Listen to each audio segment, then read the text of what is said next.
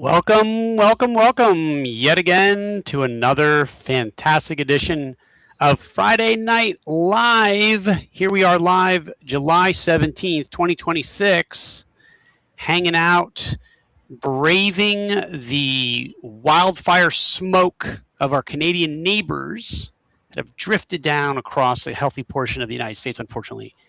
So I've been inside all day just trying to stay away from all the toxic fumes. And I've got to save my voice, of course, because I knew we had Friday Night Live this night. I am hanging out with Jen Cash, the Blind Bard. How's it going, Phil? I'm grooving. I'm good. I'm feeling it. Excellent. And we've got our venerable leader, Mr. Ron Meischker. How's everybody? I'm good. I'm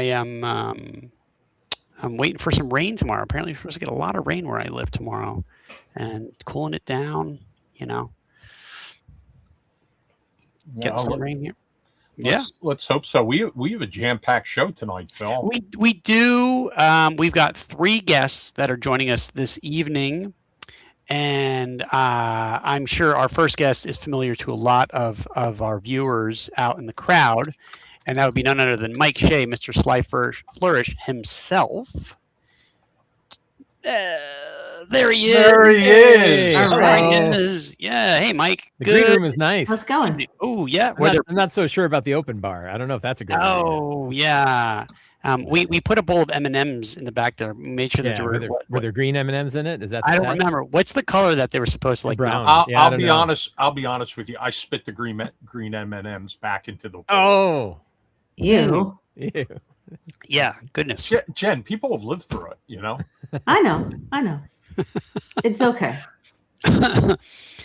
Well, it's so fantastic to have you join us tonight. Oh, it's fantastic to be here. Thanks for having me. Yeah, and you have been a regular at the show for the last 2 years. A regular, twice in a row. Yeah. Well, hey, one time is an accident, twice is a party. I don't know. Sure. Whatever. I don't know. I think I just made something up. And that's 2/3 of the shows you've had, right? So yeah. So that's I've been to the majority of them. 66%. Yeah, that's pretty good. That's a good. That's better than my high school GPA. So I like that pattern. Keep it going. Yeah. There you go.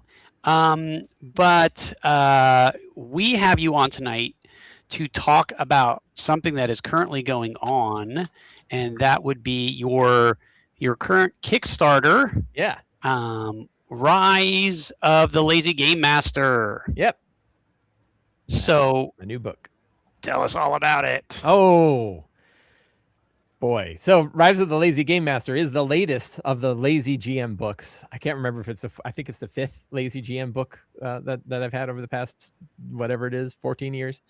And this book is focused on the 8 steps of Lazy GM prep, which were originally published in Return of the Lazy Dungeon Master back 8 years ago in 2018, and expands each of the 8 steps based on 8 years of new experiences and conversations with GMs and lots of feedback and all the new games that have come out and all the new styles that we hear about. So lots of stuff going on there. Then a bigger focus on campaign planning, on adventure types, and oh, that's loud. And hey, the die is rolling. Sorry about that. Little technical difficulties. Campaign planning, 8 steps, campaign planning, adventure types, and a giant Lazy GM toolkit of more than 60 tips, tricks, and tools that you can bring to your game. You can choose from and pick to build your own personal toolkit to help you prep your games. So that's kind of the focus of the book. It's an independent book, so you don't need to have any of the other previous books to get value out of this one. And it also sits alongside all the other books. So if you have the other books, you get a lot of value from having all of them together. Yeah, and it looks like our good friend Matt Archibald in chat has given us an update on where we sit right now, 286,000 with a $35,000 goal. So of course, has done well. The only Kickstarter that has outpaced this one. I don't know if it's outpaced it on money. I think this is the highest amount that we've done, but as far as backers are concerned, the only one that was at a faster pace was the Lazy DM's companion Kickstarter, and that was during COVID when there was like 20% more people buying everything. So we're really happy with how the Kickstarter's been going. Really happy for the support. So are you saying that quietly you're hoping for another pandemic to lock people in their houses? Well, and spend more money. If there's some other way to get 20% more people back into the hobby, that would be fantastic. I would prefer that, of course. Our chat's rolling pretty good. Neil, our friend Neil, he's very excited about your upcoming project. Yeah, I'm excited too. It's it's always nerve-wracking. You never know how it's going to be received. You never know. Like I've been working on it with kind of in the open with a lot of patrons that I've got. So I've been getting lots of feedback over time, and would hope that I would get feedback if something was amiss. But no, the reception has been really good. People are excited about it. We have a big preview chat, big bunch of chapters in a 36-page preview, which is like 20% of the book. And people really like what they're seeing. So that's always very, it's very reassuring that we're kind of aiming in the right place. That's really exciting because I have some of your books and I'd love to add that one to my collection. Yeah. Thank you. I appreciate it. Neil, you didn't get a chance to meet Mike last year, Paige? Huh. Okay. Let's see. The blind drunk bard lives up to her nom de plume. Hey. I'm only repeating what's in the chat. Who said that? Let's play where's what's in Jen's glass. Yeah, Michael in chat brings up I don't know if the Taco Bell lettuce bathroom plague is going to help with the Kickstarter's numbers. Yeah, probably not. I don't think it's going to help in quite the same way that. Yeah. I'm unsure if a Kickstarter would be in the forefront of my mind if I was suffering in that way. Yeah. Probably not. Yeah, right. They're busy. Oh yeah, you met the other Mike Shea. There are two Mike Sheas. You know what's funny? I've known that other Mike Shea. Yeah. So one time, 35 years. He's been around a long time. Yeah, so he often works with Baldman Games at their organized play programs. And so I'd been running into him. And there was one year where I was doing organized play stuff with Baldman Games. And I ran one game for them. And I went up to the booth where they're like, hey, here are your GM rewards. And they gave me this like huge stack of books, like huge, this giant. And I was like, I get all of this for having run one game? And they're like, no, like you're Mike Shea, right? You've been running all weekend. I'm like, no, I haven't. Like, oh, that's the other Mike Shea. They took all the books back, right? For the other Mike Shea who'd been there working their booth, and for I think it was a Gen Con, and they were there for he was there 5 days straight. And I ran one game. Like, here, you can get this file folder, right? You get this, some character sheets. Yeah, the other Mike, I typically run a couple of games for Baldman. I'm going out to Gen Con and I help them set up typically on Wednesday. And Mike is like a super trooper. Yeah.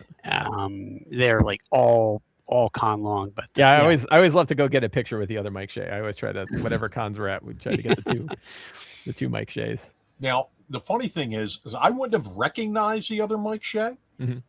Now that he's got the beard. Yeah. And he's gone all white with his hair. Yeah. But he came up as like the second or third in command of ConCon, which was a convention in Danbury, Connecticut that ran for many years. Yeah. And somebody else who's over there with Baldman, Willie Berger, was the I know Willie advisor of that. And he was the RPGA regional coordinator of New Jersey and Connecticut for several years. So. Yeah. Anthony says Jen's mask is amazing. Yeah. Thank you. Figured I'd wear it tonight. This is a very deep question. Would a Mike Shea by any other name still smell as sweet? I don't know. That's a little personal. Who knows, right? Can't exactly. Say. So, Mike, you have your Kickstarter, there and ready to go, and I just threw the link in the chat there. The link out there, that's what threw me off. I put all these links in the private chat, and I must have logged out. And when I logged out, it took all the links out. So then I'm trying to get back to it and hit the wrong screen. But you know, I think your products are great. Thank you. You know, across the board, whether it's a product like this, like almost like a how-to product, or you know, suggested best practices product, but also City of Arches was wonderful. Yeah, thank you very much. I'm really happy. Enjoyed that. Really happy with how City of Arches came out. I'm really proud of it. I ran a big campaign in it myself. The first to 20th level campaign. You have something else brewing in the background, do you not? With a follow-up? Yeah.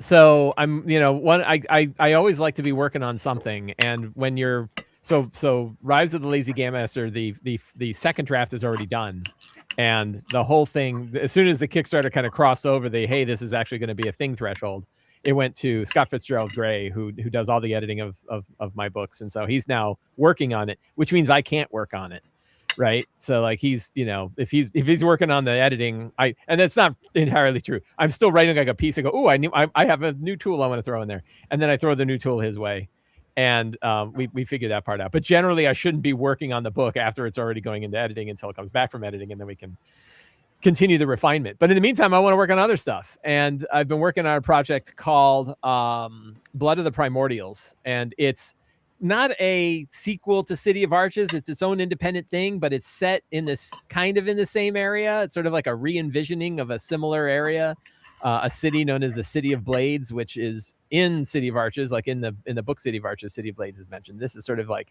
imagine if there was sort of like layers of reality around that could change.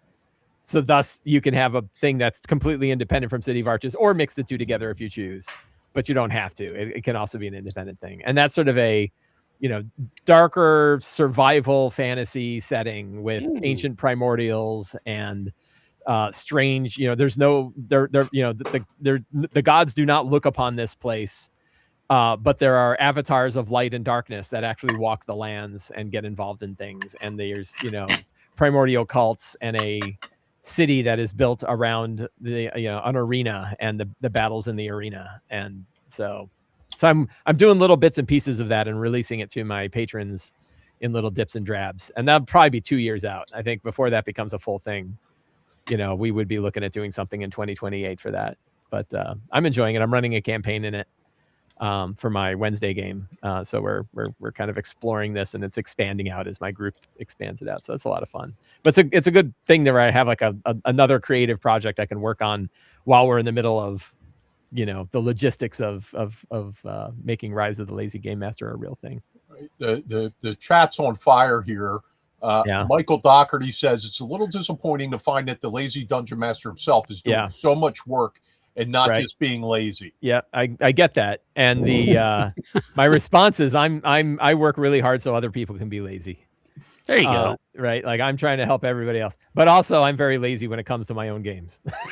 Right. If the amount of prep that I actually, the amount of prep that I do for my own games follows my own process and follows my own timelines of, usually 30 minutes to an hour of prep for a 3-hour game. Well, that's really the next question. Did Mike use the 8 steps to make the City of Arches? I certainly use the 8 steps when running my game in the City of Arches. And I think a lot of the scenarios in the book, I don't know if they're built around the 8 steps, but certainly they follow a lot of the same philosophy. And there's a lot of little breakout sections in Rise that talk about how to prep it. I think there's even a breakout that talks specifically about designing the 8 steps around City of Arches. But yeah, absolutely. When I ran it, I did. And I think another kind of thing is after City of Arches came out and I was still running it, I put out, I think 20 scenarios for it as patron products. And those all pretty clearly follow the 8 steps, but more, since there's 4 other people, it's more filled out. Like one of the important things about the 8 steps is that you write them for yourself to run your games. They are not intended that you write them for other people to run their games. Those are called adventures. And you usually need to put more material in there because other people, you don't have to remember the stuff that's in your head, but if you're telling people the stuff that should be in theirs, you have to you have to go further than that. So, but I think those scenarios follow the 8 steps. One thing that Rise of the Lazy Game Master has, I mentioned that adventure types are one of the kind of focus areas of the book. For each adventure type, there is an adventure scenario that is set loosely in the City of Arches that has the 8 steps laid out that show you, if you are running an infiltration and heist adventure, here's an example of one that is set in the City of Arches that's filled out with all of the 8 steps based around that scenario. And if you want, you could actually use it as a little adventure and run it. You could also use it as inspiration to run your own. Or you can actually chain them all together and do like a 1st to 9th level mini campaign. That's an entirely new arc. So City of Arches has 3 arcs that are in the book. This would be a 4th arc where evil artifact hunters are seeking powerful relics to, commit evil, and you can go stop them. Matt Archibald asks, can Sly Flourish demonstrate a proper Sly Flourish? As an on-guard guy, I'm very interested in the technique. I believe my Sly Flourish is simply 4 rotations of your fingers while you are bowing. So at least 4, perhaps 5 flourishes of the hand while bowing. Yeah, That's awesome. 5 you have to worry because you might have some wrist issues. So you would be careful that you don't limit it to 4. You don't overdo it. Yeah. I see. Yeah. All right. So, that's a good. Oh boy. Good quiz. Good quiz here. Without cheating, list the 10 adventure types. I have a question. Yeah. So when your book gets funded, and I'm sure it will, what's the process? How does it get onto Audible? Because that's where I would need to buy it. And I think we've got 3 other books on Audible, including Return of the Lazy Dungeon Master is on Audible. I think Forge of Foes I know is on Audible. And I think there's at least 1 or 2 others. And so I work with a narrator, Colby Elliott. And so usually the process, the book has to be finished. So like the Audible version, because it takes a fair bit of production time, because there is both a cut for Colby, the narrator, and for Amazon, it's not a thing that we can add into the Kickstarter. Or we typically don't add in the Kickstarter because there's a lot of complications with how the royalty splits work. Yeah. But when the book is done, and Colby's already reached out to me and said, "Hey, I'm interested in this," and I said, "Great, we'd love to have you kind of work on this." And Return has done well on Audible. Then we have to get the finished manuscript to him. So it's a series process. But once the manuscript is to him, then he does the narration for it. We test that, and then we can put it up as an Audible book. So I can't promise anything because you never know how the whole process is going to work. But we have done it. We have done it with several books in the past, and I know that all of the people that are involved are interested and eager to do so. And how long does it usually take? It could take like a year. So I mean, the book is, we're in the Kickstarter now, so it's theoretically a year before we have the physical version of the book done, before the hardcover. And I would say, like, it depends on the timing. It depends on scheduling for him. It depends on other factors.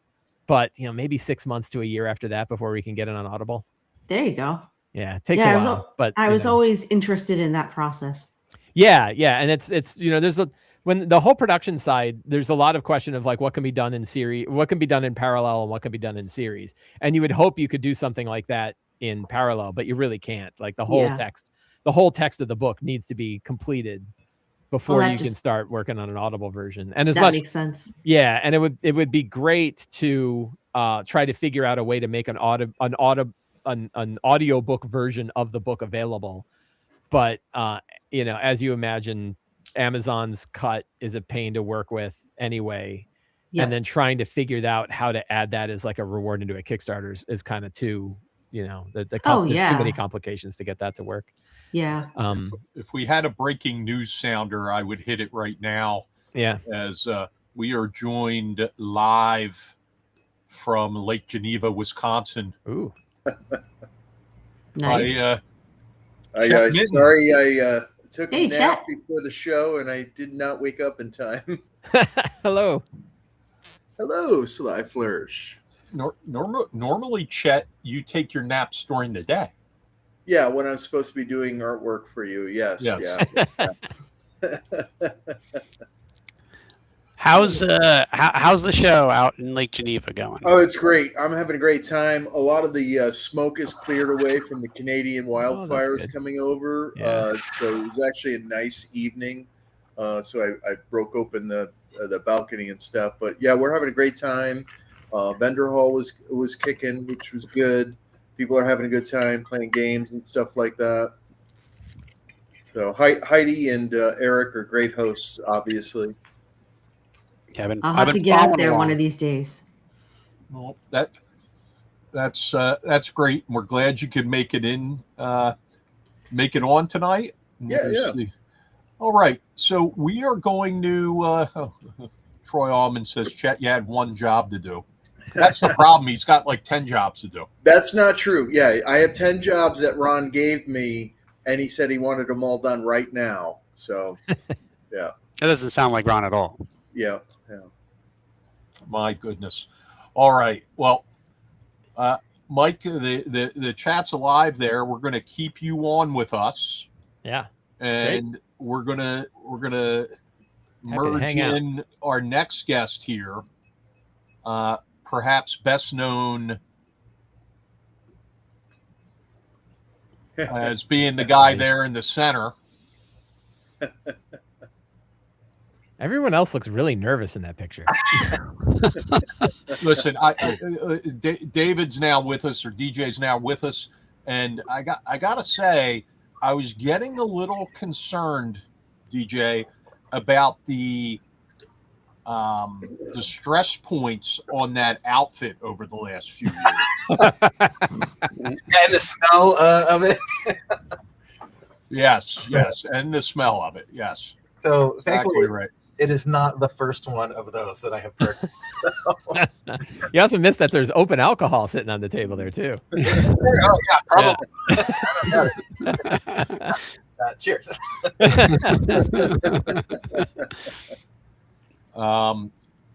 People throwing shade on Wes Allen here, the egg thief, and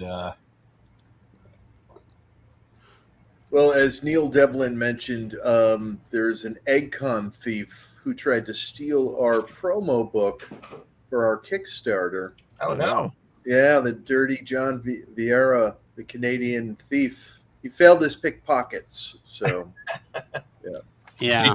Did you indeed punch him in the throat as directed? I did not punch him in the throat. No, Ron. Did you get Jen to punch him in the throat? No. She was pretty frisky today. She did not walk around with a stabby knife, though. Oh, okay. She did counsel me on answering emails more promptly and answering Facebook messages immediately. So, I see. And now you know. Yeah. Wes Allen says he has an alibi. It's always a story. Yeah. Always a story.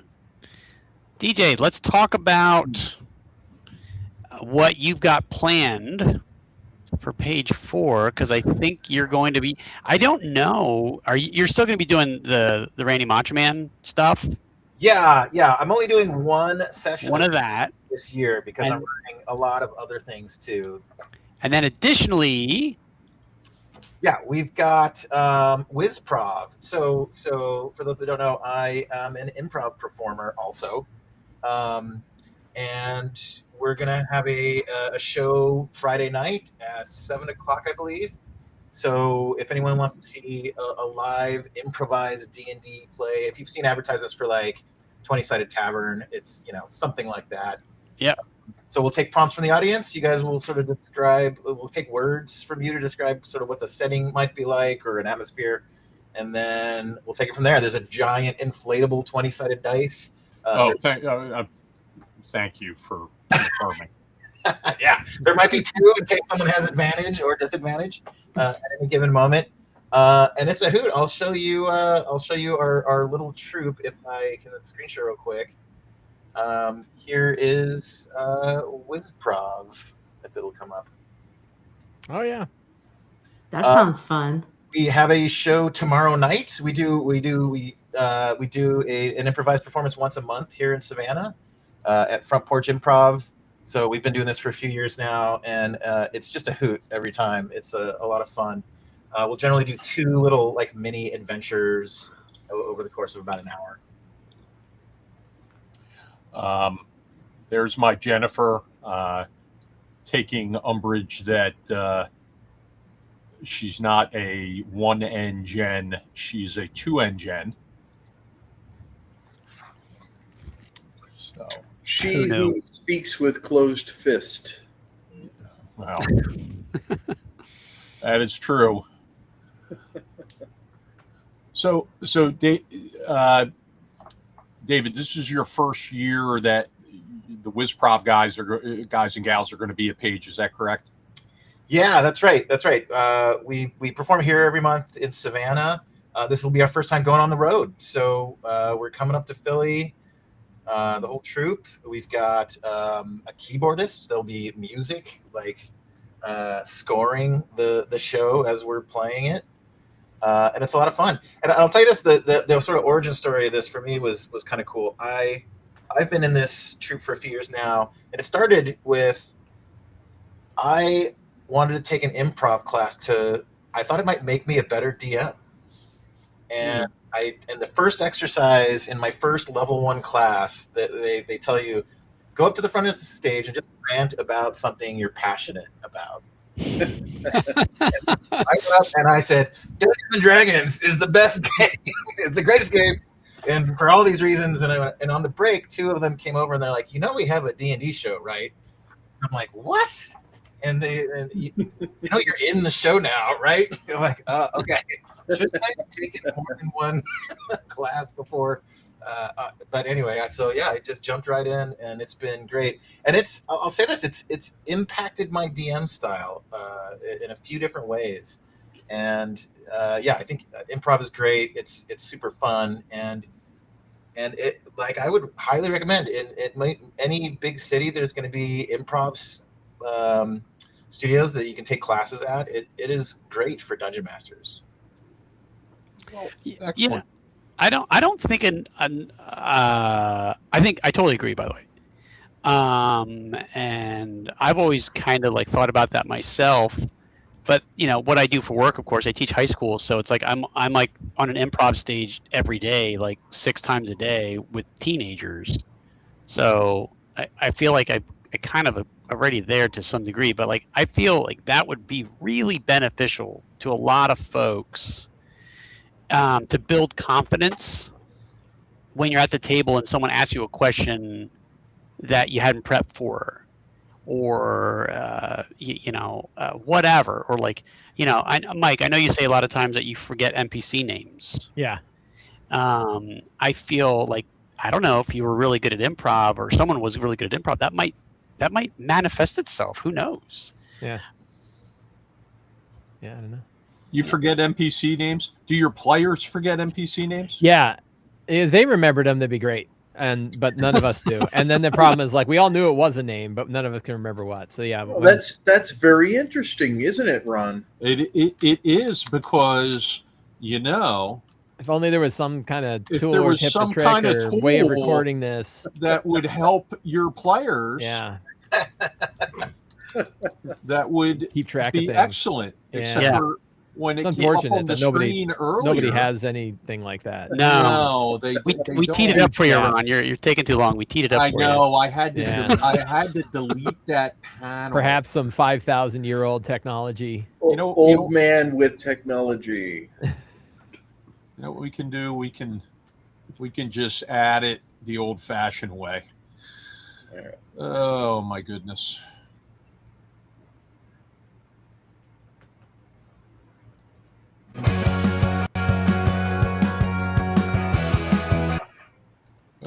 Oh, that was so exciting. Oh, you got Amazing.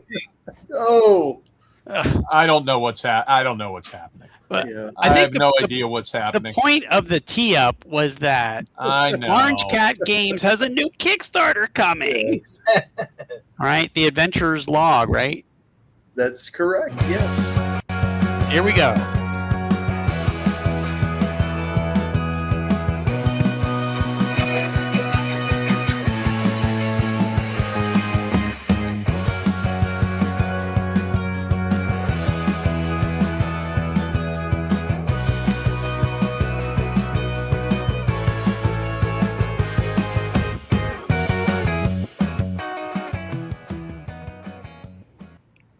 You know what the best part is?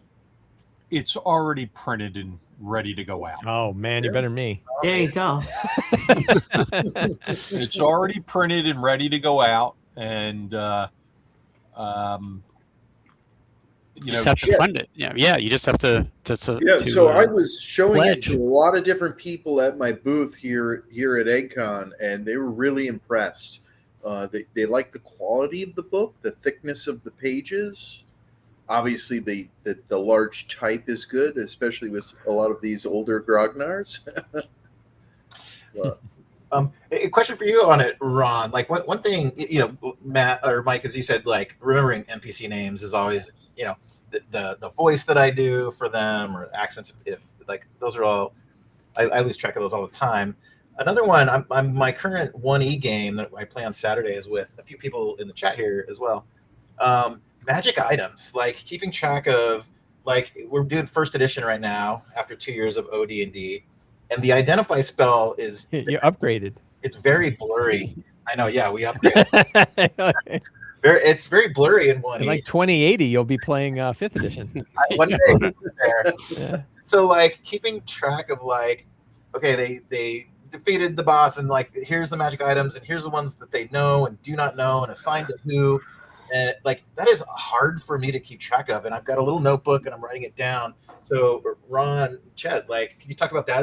Is this the sort of thing that this book would help keep track of better? So this is mainly for players right now. However, we are going to be working on a Dungeon Master log, which will be able to help you.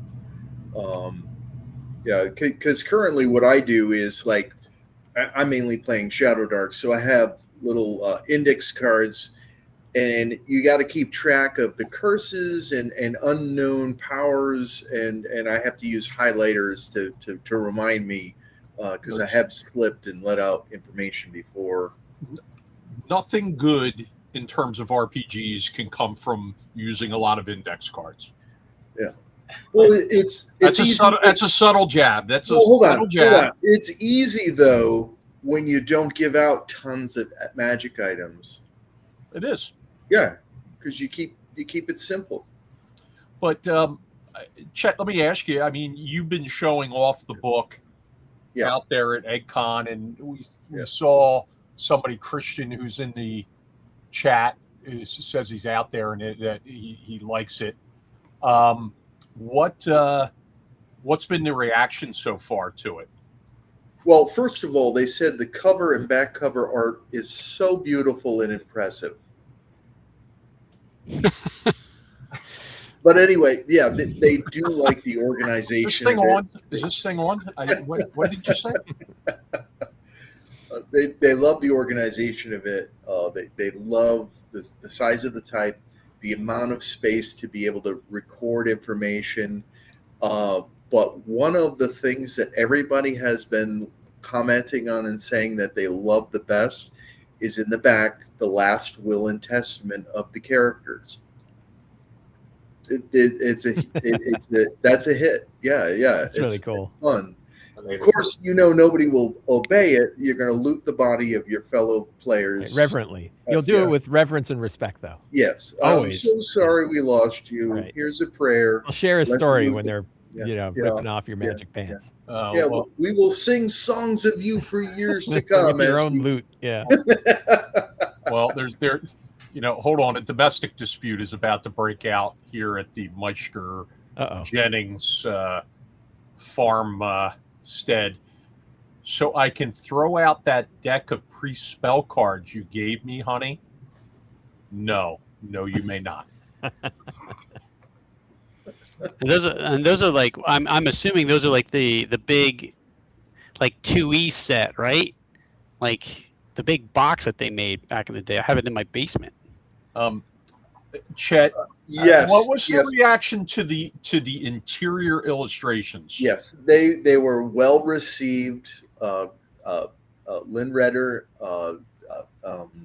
Chandra Rieder, and then of course our friend and page attendee, special guest Stan. They love his artwork as well. And Stan Stan's artwork is the lion's share of the interior illustration. Yeah, he gave us a lot, which was great. Of course, Joey Dossel did the front interior cover. Yes. And Chad Hansen did the front cover.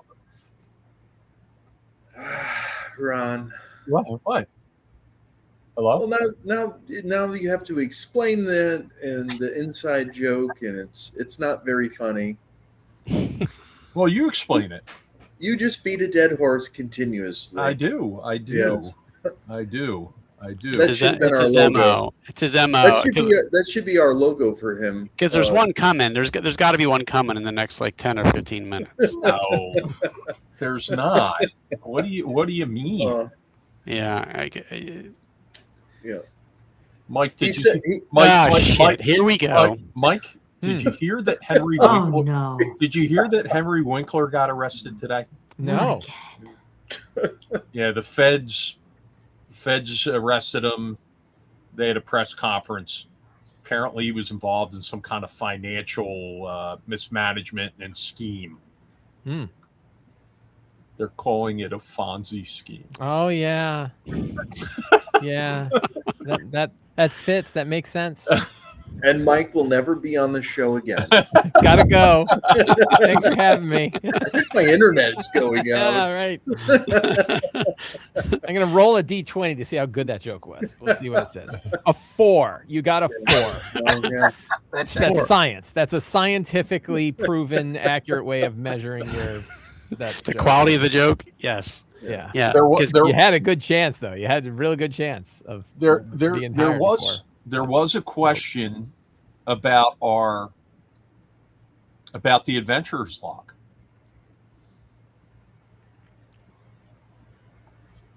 Will there be a PDF version? Like Matthew says, you got to go find another Mike Shea. Yeah. Go find the other one. See if he's around. As of right now, we are not going to produce a PDF version because we made the book. It's pretty high quality by hand. Well, it's thick. It's thick paper. And frankly, once it goes out on PDF, kind of defeats the purpose. So we're still not there yet. I didn't even want to do a PDF of my adventure that we kickstarted. I love PDFs. Yeah, I'm on team PDF. Me too. I think Ron meant our adventure that went out on PDF. Yeah. Yes, the Orange Cat Games adventure that went out on PDF. Yeah. That Chester Minton did some of the artwork for. Well, I'm glad it's on PDF, Ron, because that's the only way I'd be able to read it. Yeah. That's the only way you can read it? Accessibility. Mm-hmm. Well, we do have two. We do. It's interesting, Mike. You were mentioning that your products that you have on Audible. Yeah. Of course, Jen is legally blind. Yeah. And we also have Michael Doherty in the chat who's been commenting, and he's also blind. Yeah. And they attend Page, and we're going to have an interesting event at Page, and I think we want to put you in as a player if you're up to it. Who, me? You're the only Mike. Yeah. Well, yeah, sure. We'll see. Yeah. Well, I'm sorry. There isn't only one Mike Shea. Yeah, there's two. But, there's two. You might get the other one. Jen, remind the audience in detail to Mike what your event's going to be about at Page this year. Okay, it is a blindfolded session. So not only will you guys be blind, but your characters will be blind too. And it's kind of set in a post-apocalyptic world. You're essentially going down from a mountain city where there is light down to a smog-filled surface where everything is dark. Magical light doesn't work. Nothing works. Nothing works. And It's like hardcore Shadow Dark. Yeah. And so the cities are overcrowded and survival is not guaranteed. So people go down to find anything they can so that they can survive. So that's what it's going to be. People will go down and they'll see what they can find out there and try to avoid all of the creatures that have taken over the city in their absence. So, Mike, are you willing to brave the blindfold? I don't know. Let's see. Let's put me down as a maybe. That's the point. You're not supposed to be able to see. Oh, right. Yeah. Okay. So maybe this will make you feel better. Yeah. There's no, you don't have to worry about having to know Braille. Yeah. Your character I don't think I sheet, can pick it up between now and then. your character sheet will be on your wrist. Yeah. Oh, interesting. Oh, cool. So this is a little different than the blindfolded dungeon events for the After Hours convention that I'm used to. Oh, you have blindfolded events too? What are yours like? Don't answer that. I was being sarcastic. Oh, were you? I thought Yeah. you were serious. Listen, No, I just got a note from one of our attorneys that represents Paige, Ed Lopez. He's concerned about one of your attorneys. How many attorneys do you have? Listen. He has a lot of ambulance chaser friends. I keep trying to. Well, Ed Lopez, he resembles that remark, Jay. That's what he does. And God bless Alex Kammer. That's what he does as well. But Sure, yeah. The idea that I wanted to put Twister in our free play game library has been consistently shot down year after year after year by our attorneys. Yeah. So, Do you know who the Twister champion of North Texas is? no one cares. You? Oh, wow. It's Stabby Jen Glazer. Is it really? It is, really. Wow. I I don't want to know. I know that don't was want a to know. thing. Yeah. I don't want to know. I that is going over. That is going over. Outside our purview. Michael Pastor, the shipping department from Orange Cat Games, says thank you for letting her know that your package arrives. So, Fantastic. all right. So, we're going to go ahead and we're going to bring on Steven, who's been waiting patiently in the back. He's actually been banging on his camera. So I feel like we have to get to him, and then we're going to he's going to go over a few things with us, and then we're going to go to a little free form and let people on this stream ask some questions. And there he is, Steven. Hello. Hey, Ron, Chet, Mike, Jennifer, Bill, How's it going? and David. How are you guys this evening? Good. How are you? Doing well. Doing great, man. I'm alive. I resemble something that's alive. I feel like I rolled rolled one at a bad and critical moment, but I'm okay. To everybody watching, greetings, salutations, and well met, adventurers. Yeah, I'm on here tonight as a guest of Ron because I wanted to talk a little bit about the Gap charity auction and have Ron unveil the piece that I finished in collaboration once again with Ralph Hart the Legacy to create something cool that will hopefully garner some money for the charity and help some people out. All So I right. think Ron has You want me to put up the picture, or are you gonna? Yeah. Okay. Yeah. Go ahead and throw that up. It's better than what I'm going to get right now. So Oh, yeah. that is, and then all the terrain was sculpted by me except for the stalactites. Those were 3D printed, and all the skulls and things that you guys are seeing are to celebrate the fact that Ralph Hart the Legacy just managed to acquire the entire Rapham line. So all of the terrain that you're seeing on there, the skull, little poles with skulls on their heads and things. Those are all pieces from Rapham that were recently acquired.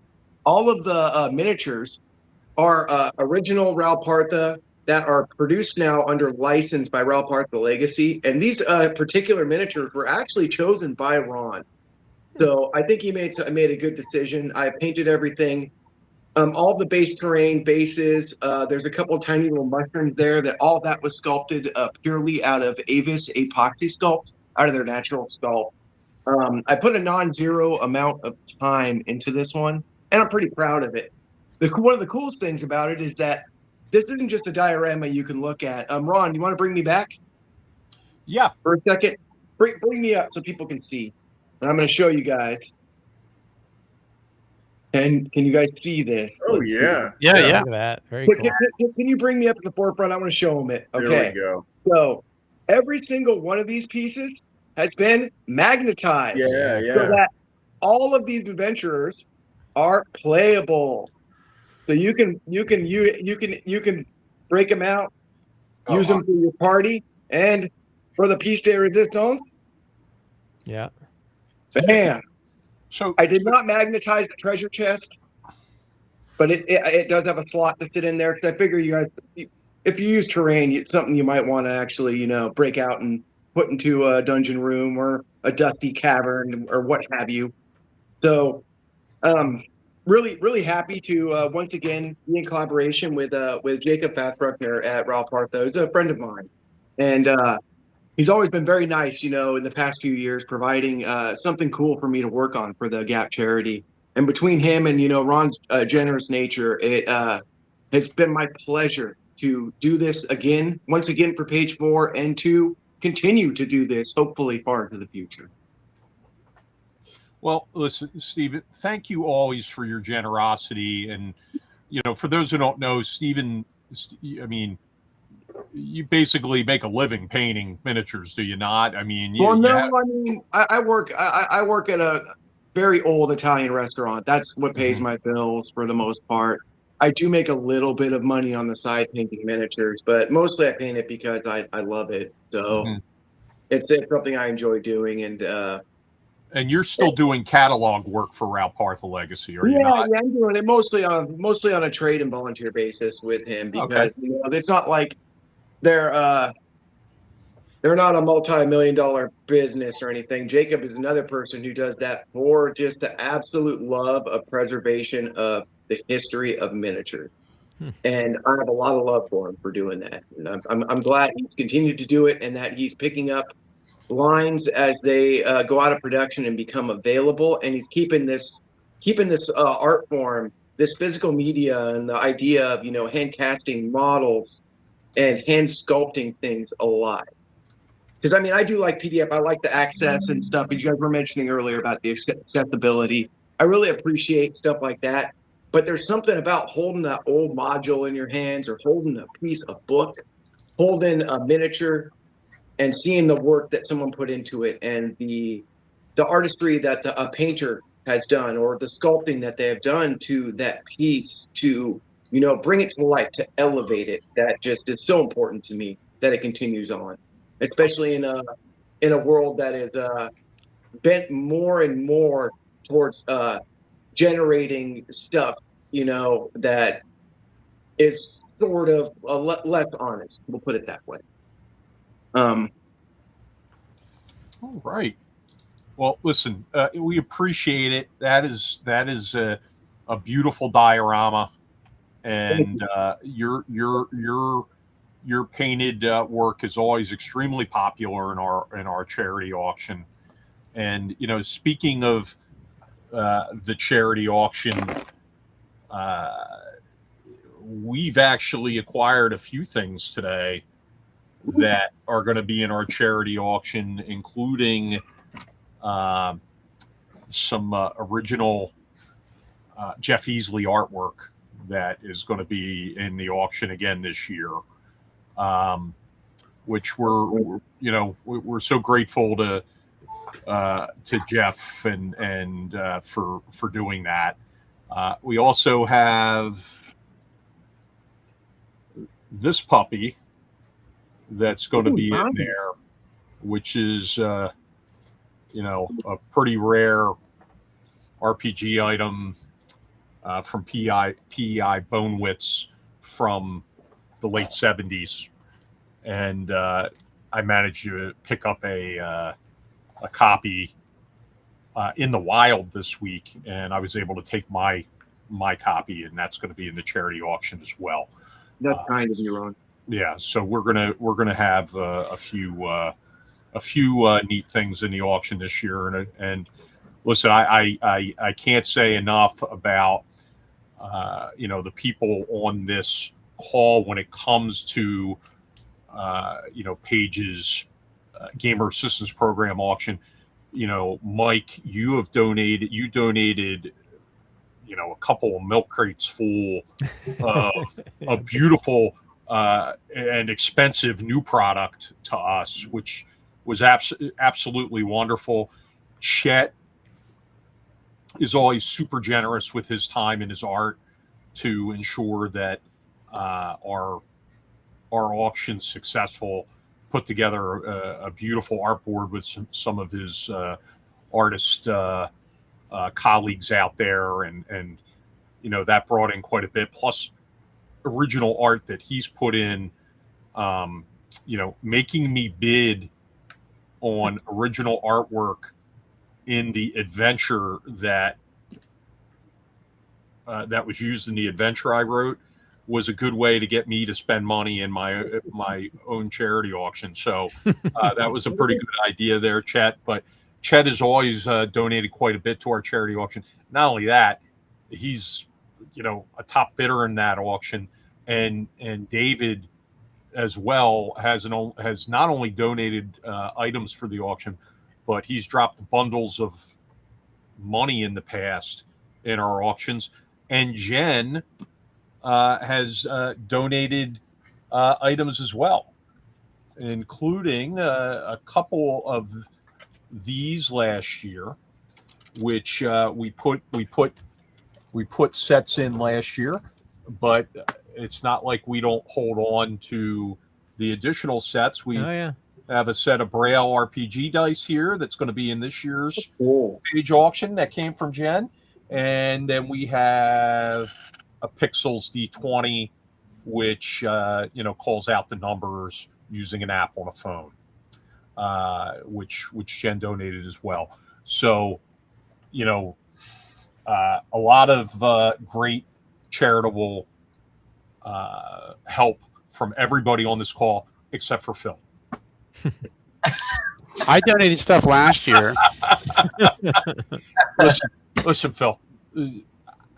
I know it's the thought that counts, but the Spellfire cards, it wasn't cut. I donated no Spellfire cards last year. Yeah, and Chet, help me out, Chet. I mean, I think you made about $10 off those, right, for the auction, right? I made more money selling a shoebox that once contained shoes that were worn by Chuck Cumbo from Prolord Games than I did on what Phil donated to the auction last year. If Anthony Madeira was in the audience for that auction, he would have flipped out and paid heavy money for those Spellfire cards, honestly. I donated no Spellfire cards. I donated dice. Oh, I'm sorry. Thank you, Mike and chat. I really enjoyed making the dark down the dark stairwell cover piece there. Yeah, that's going to be really cool as banners at page 4. Somebody said, he says the Chet's Down the Dark Stairway art. You see it here on the screen there, which is our big giant mega Shadow Dark event that we run, and of course, Mike. You took a turn running. I ran a couple of sessions. Yeah. We're pressing you into service this year again. I think. Right. Yeah, I can do that. So, what else do we? What other questions do we have for our guests? We've got everybody on here. Oh wait, here we go. Stan says, if you have some Spellfire photo cards, many of the models are at Page. You can get them signed. That's true. I know. Ed Stark did one. Stan, I think you did one. Trying to think. There were like a bunch of chase cards with TSR employees on. So Jeff Butler, probably. I know Lester Smith did one. No wonder the game failed. Come on, we're I mean, you gotta make the content of the art interesting. Stan is interesting. Yeah. Ed, when he was sporting his extremely mighty mustache, is interesting. I think Ed Lester does have Smith, his mighty mustache. Lester Smith, Smith's card, he's laying on the ground, like looks like a corpse. He's like, look at his eyes closed, like dead. Chet, did you do one? You were posing on a couch? Don't run. Here we Just go. stop. No. You're going to lose the audience. There's a question. Stephen, how many paintbrushes do you own? Yeah. It's not really calculable. Yeah. I probably have hundreds. I have hundreds of brushes. If you're talking about good paintbrushes, like my Sables, I generally try to keep in rotation doubles, like a handful of double zeros, a zero, a handful of ones, a handful of twos, and a few threes at any time. And for the display work, like you guys saw, I generally use the really expensive, probably what I consider the platinum standard Da Vinci, Maestro, Tobolsky, Kolinsky brushes. And then I found out that AIT Art, their US company, has been producing some really good Sable brushes for a good deal. So my daily drivers have been the AIT premium Sable brushes, which I highly recommend because they're a good deal. If you screw them up, you don't want to go cry in your soup. You don't want to cry in your soup and stop it up with your beard because you just ruined a like $30 brush. Instead, it's about a $12 brush. No, Matt. Ed Stark is not sharing a room with Chet at EdCon. No, but he was supposed to come up and poke his head in for the show. I don't know where he is. So, I think it's important that we let everybody know that Neil Devlin is not only excited about Mike's upcoming Kickstarter and about WizProv coming to the convention and about Steven's diorama donation and about Jen's blindfold game and Chet's artwork. But he's just excited about Page in general. And Phil's plushie doll.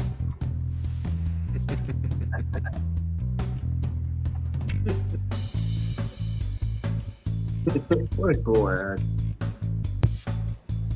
Sweet. That's pretty awesome.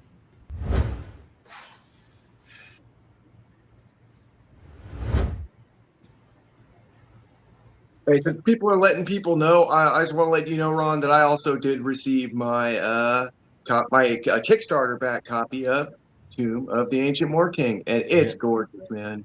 Yeah, the Kickstarters have been going out. We had to wait on a reprint for something, but now we have just about everything, and a lot of them went out this week. We're about 90% fulfilled on that right now, and we're just waiting on a couple extra items, and then everybody will have their stuff. So the cover art that Chet did is just freaking amazing. His interior art is amazing, and the adventure is great. I'm really happy because I have a page version of it as well that you kindly gave me, and that's framed. I put that up with my wall of modules, but now I have one that I can actually run. And once we wrap up the current part of the campaign, our co-GM's running, I do plan on doing just that. Well, I have to say that a big part of funding was due to beautifully painted minis that you did for us. No, seriously, it added an element to it that really helped build excitement for the Kickstarter.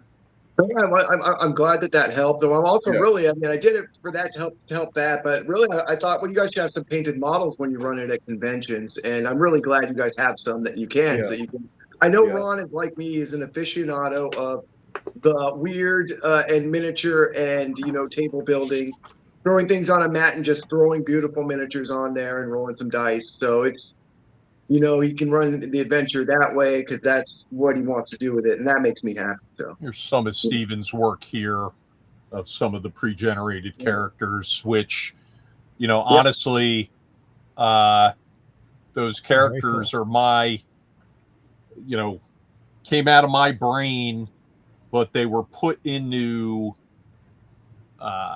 they were willed into reality by Chet's artwork. Yeah. I tried to imagine. Sorry. I tried to match as well as I could to his cover art. His cover art, the blending, all of his color transitions and blending and the brightness that Chet achieves. It lends itself well to doing like large volumes, and the way you did the miniatures really complemented. Oh, excellent! The way that he puts his art together so well that it was just fun for me to paint it. And I normally don't paint resin. I eschew away from it, but I did because you did do a good job on the miniatures, and it was great to be able to do something, to be able to bring into 3 dimensions something that Chet had done rendered so well to you. Checks in the mail, dude. Yeah. It's interesting when I wrote the adventure and created the pre-generated characters, and they're basically for convention play or one-off play. They come complete with 5 major personality traits and a background to guide the players on how to play them, but it also provides a description. And Chet didn't quite get the descriptions, like he mixed up a couple of people. And so when he sent me the art, I said, oh, okay. I said, oh, well, this is okay. And I said, maybe the hair's a little different than, she's supposed to have long hair and that one's supposed to have short hair. But after I looked at it, I was like, you know what? I like them the way they are. I just changed the descriptions. Yeah. So, it worked out great. I actually have the written notes that he sent me when I had made this mistake. It was something to the effect of, "Are you a stupid idiot? Can you read English? Is that your first language? I can't stand you artists. You're all lazy. Are you taking too many naps again?" No. Well, Ron has learned something. Let the art inform the story, and I'm a big pusher for that. Having art. I mean, you look at Frank Rosetta, look at like the Death Dealer, and like some of the art he did that informed the story. He would do art before. He wouldn't do something after the story was written. He got to the point where he would produce the art and they would write the story based on what he did. And I think that can be a good way to tackle things, There is a question from the chat to Stephen. What's the difference between resin, lead, and or pewter painting? Other than types of paint, and I need to clarify. Like, are they asking me the difference of the medium, or how hard, or the difference? Is there a difference to trying to tackle them and paint them? That's the question. That's okay, well, asking.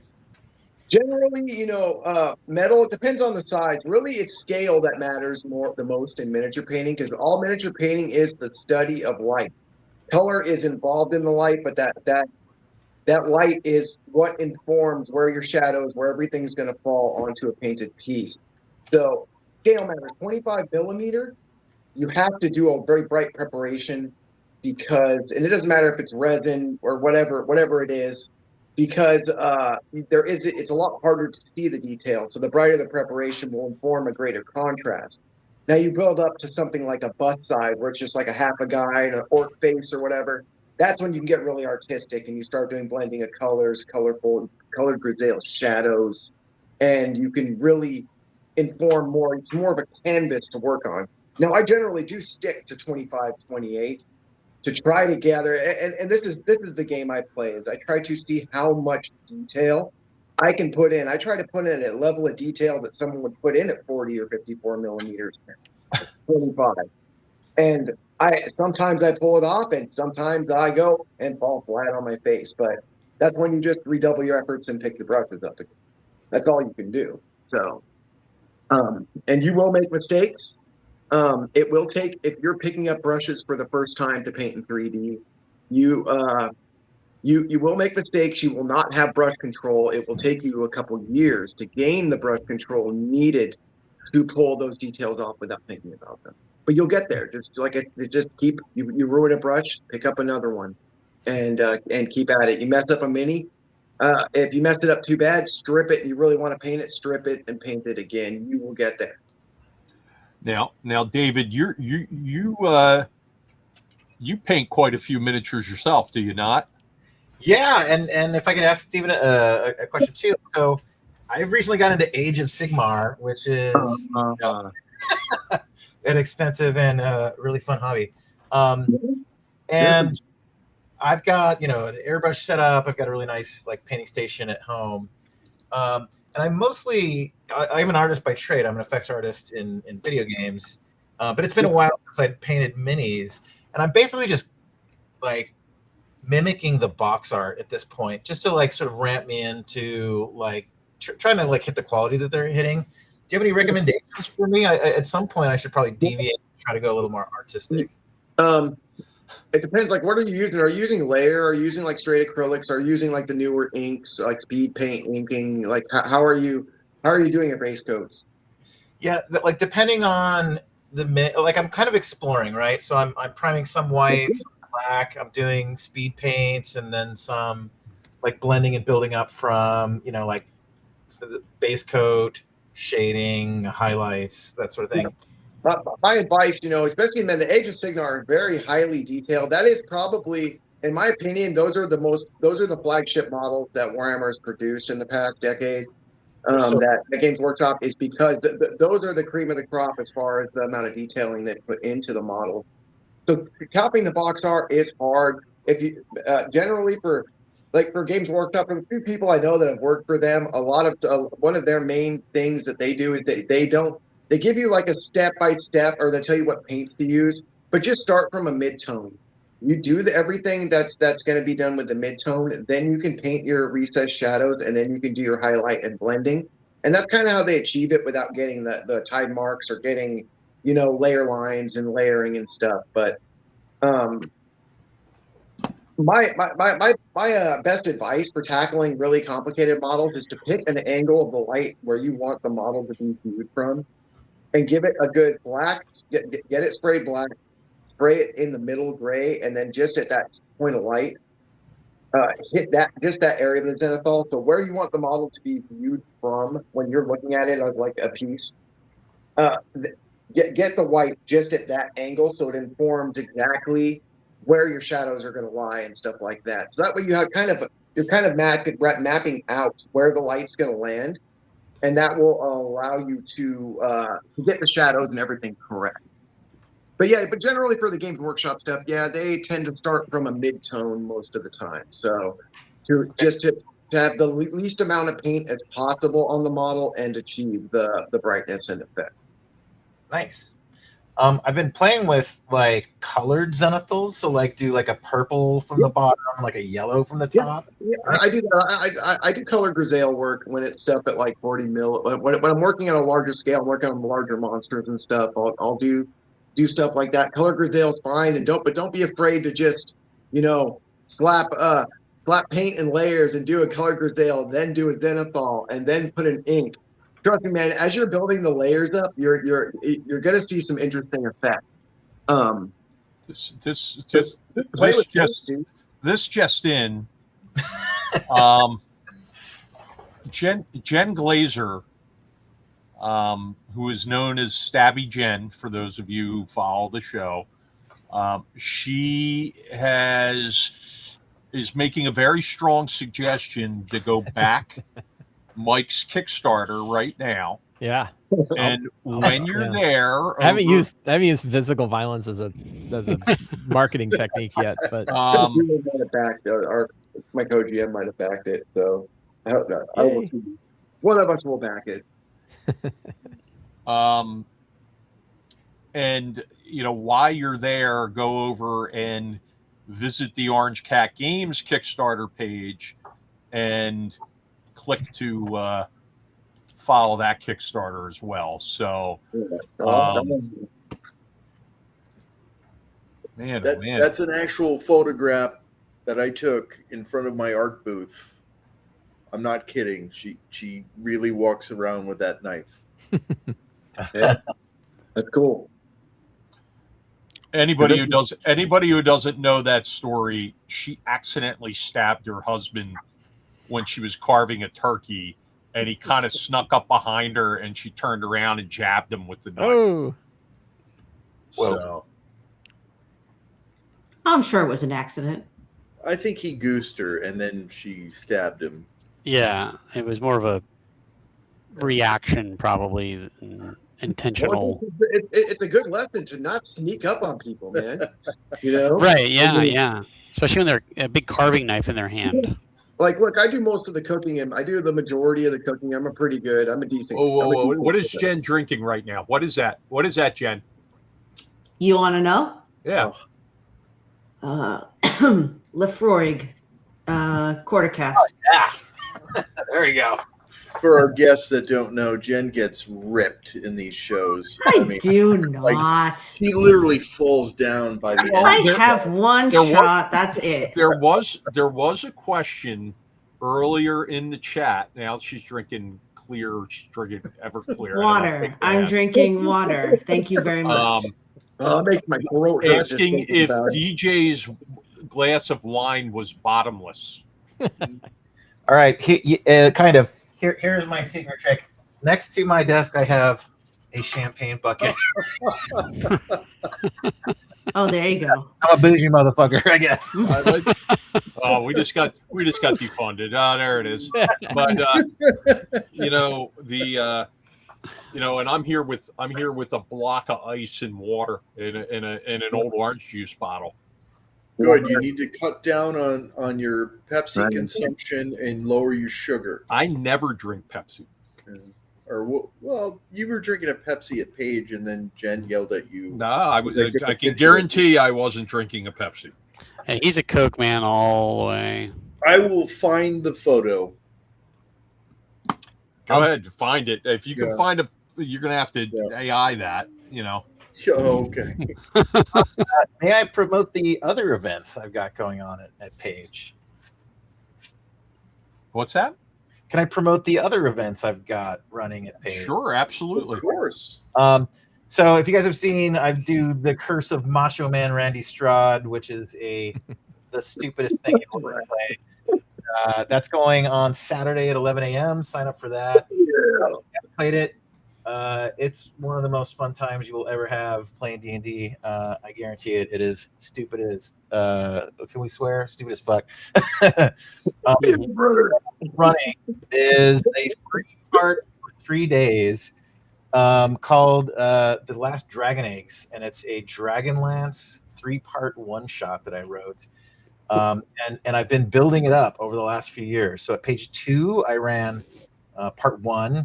At page 3, I ran part 1 and 2, and this year I'm doing all 3 sections. And if I'm a huge Dragonlance fan, if anyone else is, it is set. It is one of my favorite Dragonlance books by Weiss and Hickman was from the Lost Chronicles called Dragons of the Hourglass Mage. It's fucking fantastic. Oh, it's great. I've read it. Great. This is a prequel to that. It takes place in Naraka. You are members of the Hidden Light, the resistance force inside of Naraka, and it's a heist set in the center of the dragon armies. They're trying to steal the good dragon eggs before they can be turned into draconians. Goddamn right, yeah. And then it goes.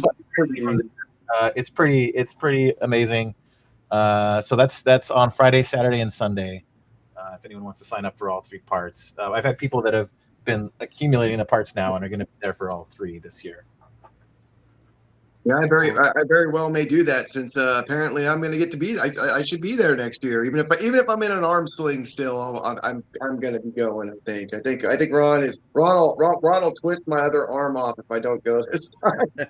Listen, you've put a lot of your time and energy and generosity into Paige over the years, and it's time you get on the plane from California and fly in for it. Yeah, I'm mainly going just to visit. You guys are like, sure, the majority of you are people I talk to on a daily basis, even if not in person. So we're friends. I want to go hang out with you guys.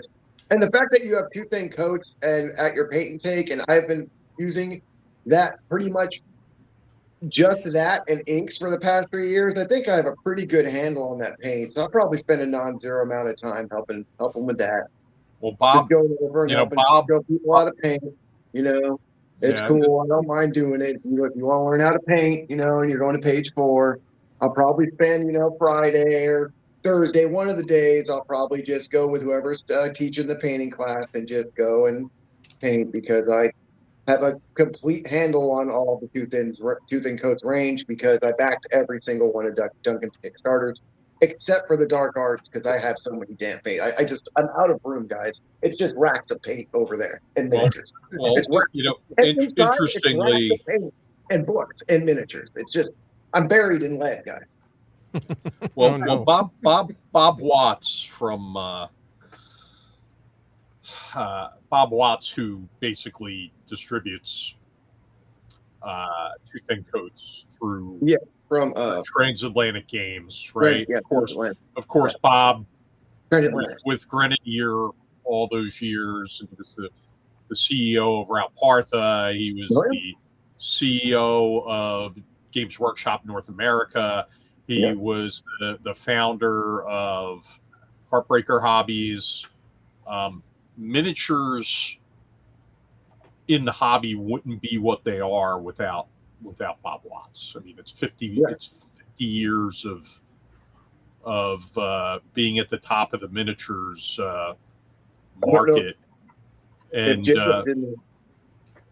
he was our honoree last year too. He was. He won our Lifetime Achievement Award last year. We did not give one out year 1. We wanted to make sure we made it to year 2. We weren't looking to spend money on plaques. You always get inside baseball here at on Friday Night Live, but the year 2 was Frank Menser, and he was a sentimental favorite, especially because he's from Delaware County, which is one of the counties right outside of Philadelphia. And Bob is from Springfield, Pennsylvania, which is the next town over from the convention center where we hold Page.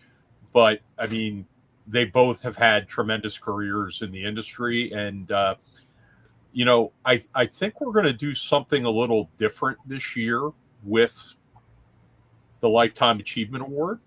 And we'll be announcing that soon. Normally it's our Page committee that selects it, but I think what we're going to do this year is we're going to put together a slate and do it by private ballot, and we'll let attendees send in votes, and and of course we give out that award to the recipient at our Thursday evening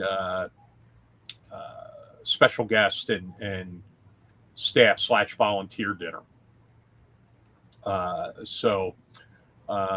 When this year we're including our new badge level of supporting patron at that dinner. Cool. There's a question here. Going to be watching Conan or something? You guys going to see Conan this year? Conanza. Yeah, we have a Wednesday night back-to-back screenings of Conan the Barbarian at the movie theater across the street. It holds about 225 people, and all of our special guests, our supporting patrons, our staff and volunteers, and our gold badge holders are invited, and you'll receive information soon. about how to select which one of the showings you're going to go to.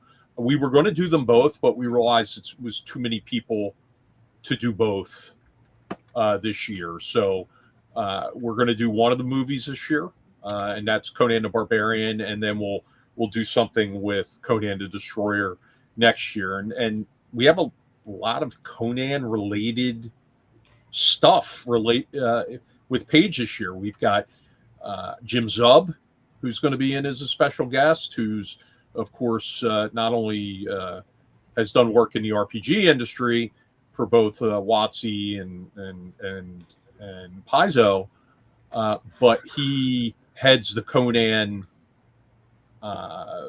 properties comic book direction through Heroic Signatures. So, it doesn't go into a comic book as Conan without Jim Zub giving the sign of Crom over it.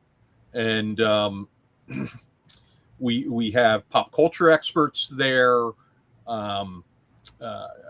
Jeffrey Shanks, who's a Robert E. Howard expert.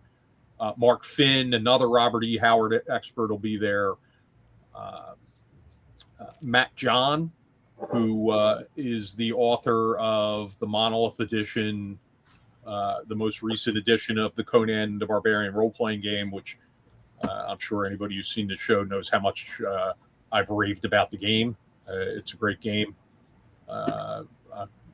Always look forward to the sessions that we play in my home group for that.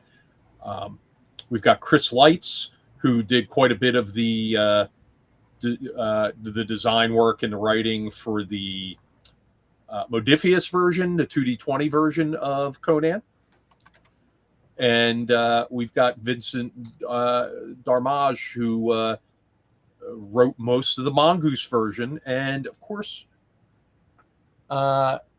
we wouldn't have a Conan RPG centric featured events without this guy.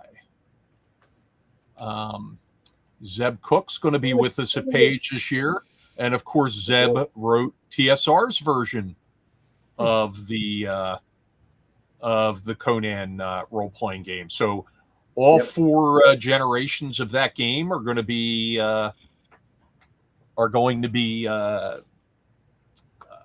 represented at the show. We're going to have some Conan live plays, and we're also going to have a Conan exhibit at Page of different Conan RPG items, different literature items, artwork, fan artwork, real artwork, maybe some comic book stuff, but there will be a Conan exhibit there, and a few other surprises, I'm sure. Stay tuned for those. Oh, and the crickets have come into my garage. Like Ron had one last week. You didn't have crickets last week, Ron? I have crickets. I have crickets all the time. I live on a farm, and my lovely bride does not like to use any sort of pesticides. Well, I don't either. I have an extensive garden that's entirely organic, but I don't have them because of that. I live about 200 feet from a giant natural storm drain, and every night I have friends with crickets. There's probably about 20 of them, I think, now. So I'm sorry about that, but you're going to have to deal with it. Yeah, it's the nightfall. Yeah, it's tough here. In fact, we have these massive hornets that we were dealing with today. Yeah, not great.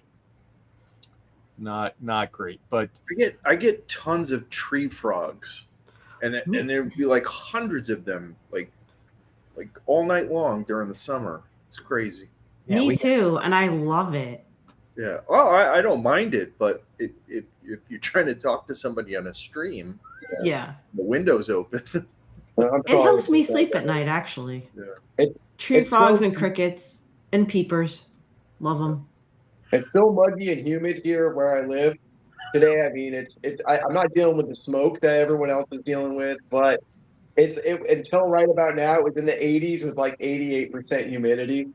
So it's just been extremely muggy. So I have to leave my workshop cracked open and stuff. I shut the shop fan off because that would have interfered with the stream probably. But my apologies for the crickets, guys. Sorry. No worries.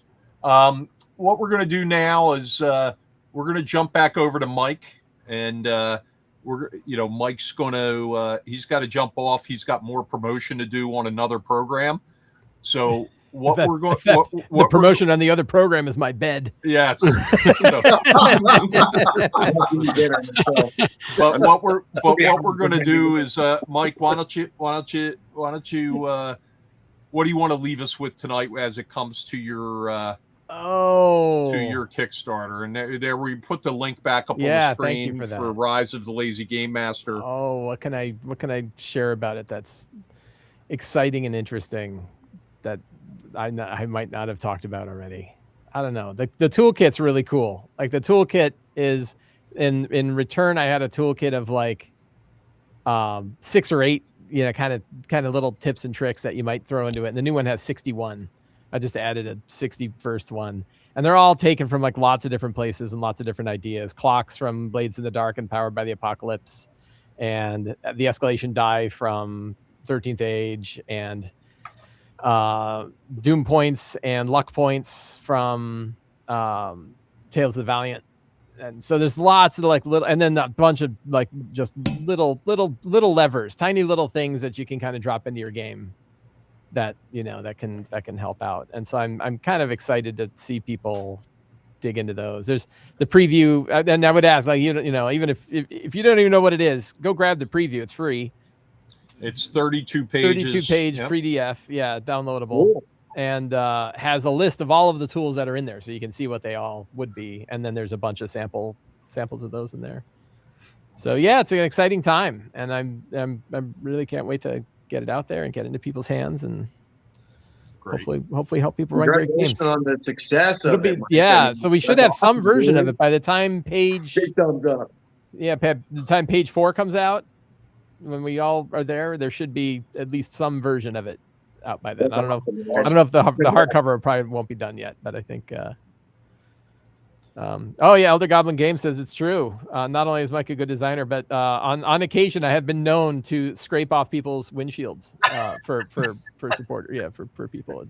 Hey, Mike, you could track me down on Facebook if we aren't already friends. Do you have questions about painting or anything? Sure. Just DM me, dude. I need to paint more. So like I did a bunch of miniature painting, not of super. I'm a like base paint and then ink and then dry brush or the reverse, paint, then dry brush and then ink. A long way to paint. So dude. pretty rapid stuff. But I like them. I look and like, they're as good as the WizKids stuff that's coming out, as far as I'm concerned. Well, yeah. If you have any questions, I need to do it more. I'm happy to take a look at it. Just Sure.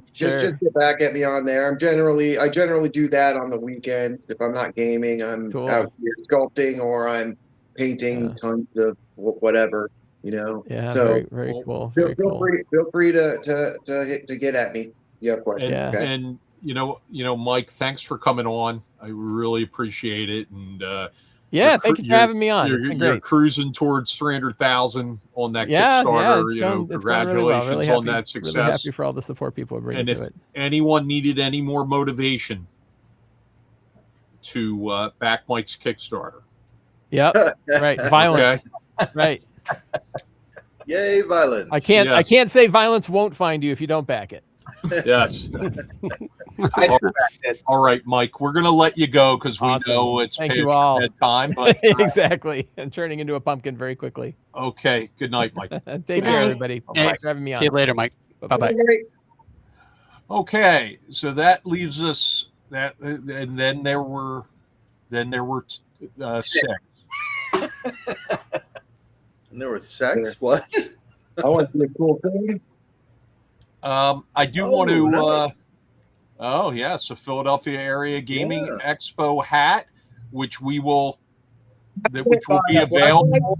Take a look at that. Look how nice it looks, guys. Look how bright it is, man. Ooh, my husband will be happy. He loves hats. Beautiful logo design. If you ever see me on a stream, that is interesting. I didn't even think of that. DJ designed that logo. That's great. Very cool. Really? I did not know that. He designed that logo. Yep. Hell yeah, man. I dig it, dude. The skyline. It's just it's classic. It's like instantly classic. I really like Ron. I really like your concoction as well. I hope you make a hat for that. And you and Chet, damn it, make me an Orange Cat Games hat because I have Orange Cat. Fun fact. This might be a trivia question in the future. It's called Orange Cat Games because I thought both Chet and I had orange cats as pets. And so, I was asking Chet, I was doing bios for us. I was asking Chet, I was like, what's the name of your orange cat? And he goes, I don't have an orange cat. True story. I think what happened was looking at my cat. I always this is a good question. That's a good question. Phil Word is wearing a hat. Where is his page hat? I need a page hat. The only reason I'm not wearing mine is because it was too dang hot and muggy. In fact, it cooled off. I'll actually rock it now. It's cooled off. Phil's choosing not to answer the question. He's been called to the carpet. I have a page hat downstairs. That was the patch was put on concoction. Although the hat I have, the patch is not centered correctly, so it looks a little goofy when I wear it. That's your head shape. Maybe, but I think it's the patch placement. So yeah, Michael in chat. Yeah, that's how it is with Ron.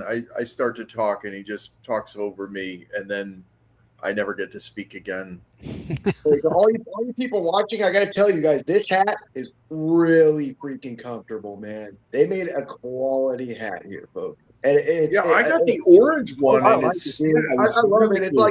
It's like a kind of like chartreuse, kind of like magenta, dark pink. It's just a great hat, dude. It's comfy, bro. Good job on that. Phil, are there any other page products you'd like to disparage tonight while we're on the air? Products? I don't think so. Here's a handy QR code for folks. Yeah. I have my page ad up here. So if you guys want to scan that and come to page, there it is, guys. Oh, yeah. It actually works. There you go. Yep, I just brought it up. Nice. Well done. That's cool. Now you just go back and pause it. There's a QR code. Come on, come and join us. Join us, adventurers. Stephen, where are you at in California? I am in Chula Vista. I can walk up the hill and I can look into. There's one town between me and Tijuana in Mexico. Okay. So Nice. I'm about a quarter mile from the coast. I'm about 11 miles from downtown San Diego, the home of San Diego Comic-Con International. And yeah, I'm literally there's one little tiny town, and then it's San Ysidro, and then Mexico. That's where I live. I live in a very large. I live in one of the largest small towns in America as far as the amount of people in it, and it's still a suburb without a bunch of skyscrapers. So Nice.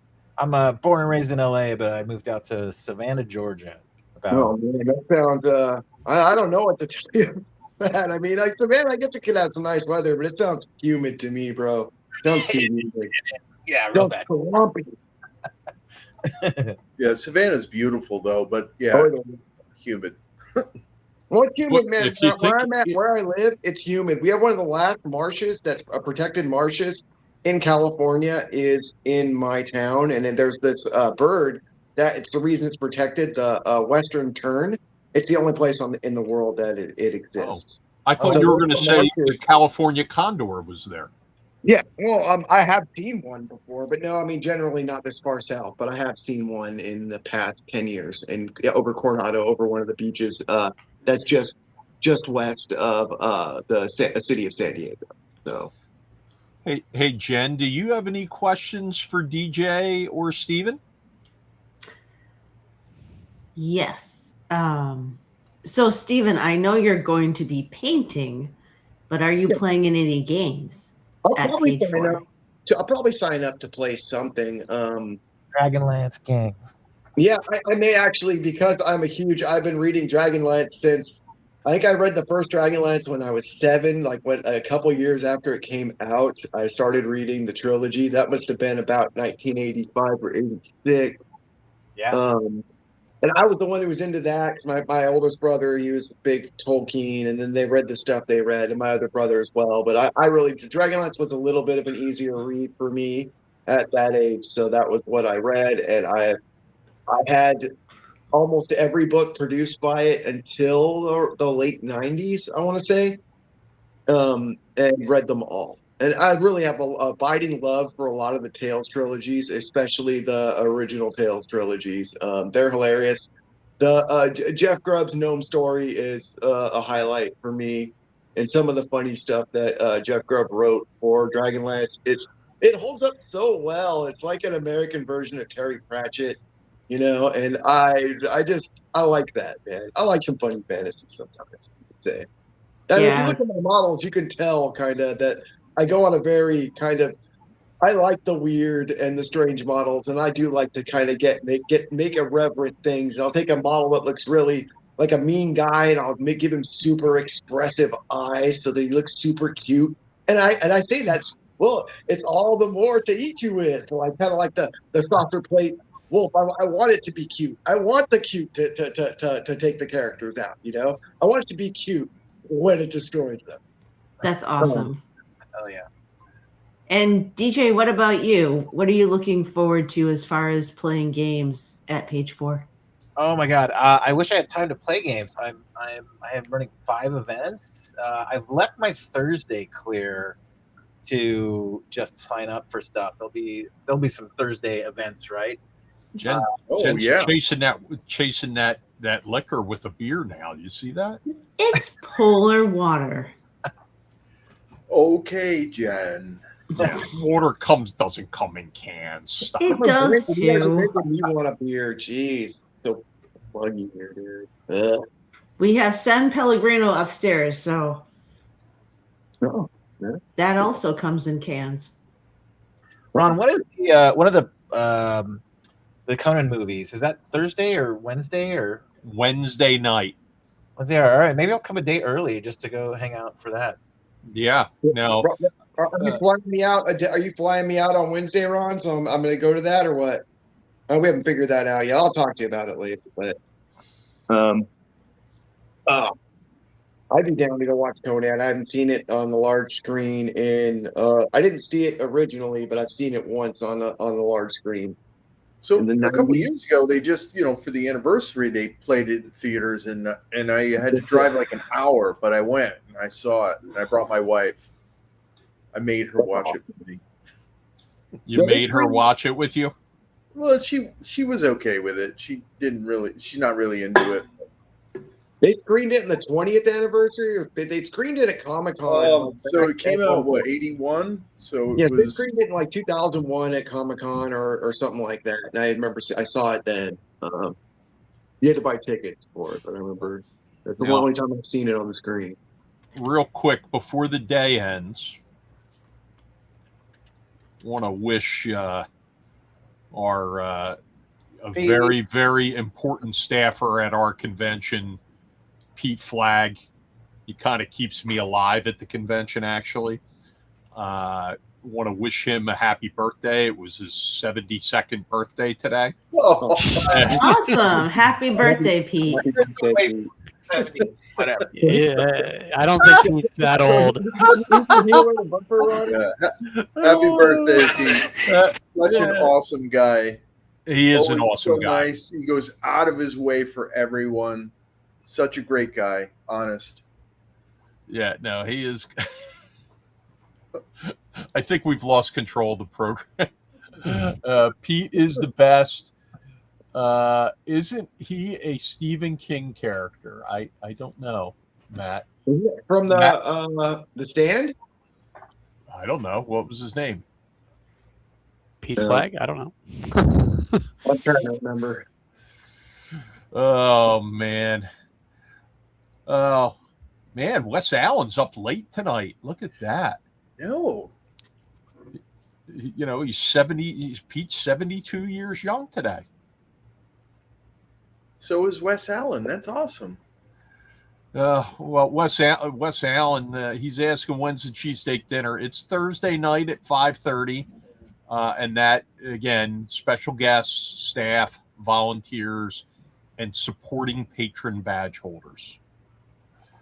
Interestingly, this year, supporting patrons and gold badge holders have a variety of exclusive events this year. And when we go live with our events on the 7th of August, beginning with supporting patrons, you'll see those on the schedule. In fact, you can see them now.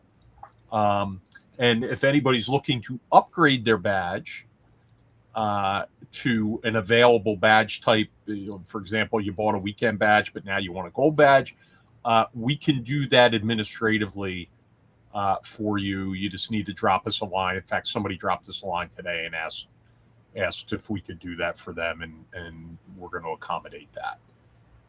Yeah, Wes, I know how old you are. 212 crew, man. Wait, you and Wes are the same age? Yeah, we were born on the same day, same year. Wow. Different mothers, though. What are the odds, though? I mean, Why does he look so much younger than you? the art will do that to you, Ron. The art, man. I have a They pretty are, yeah. Trust me, man. celebrity birthday. I'm in California. I'm wearing face cream. You should see me without it, man. It's like it's night and day. I don't have a beard because it looks like Chet's, and I'm in my late 40s. So don't worry about it. I don't have a beard because my beard looks like Chet. Chet, how does that make you feel?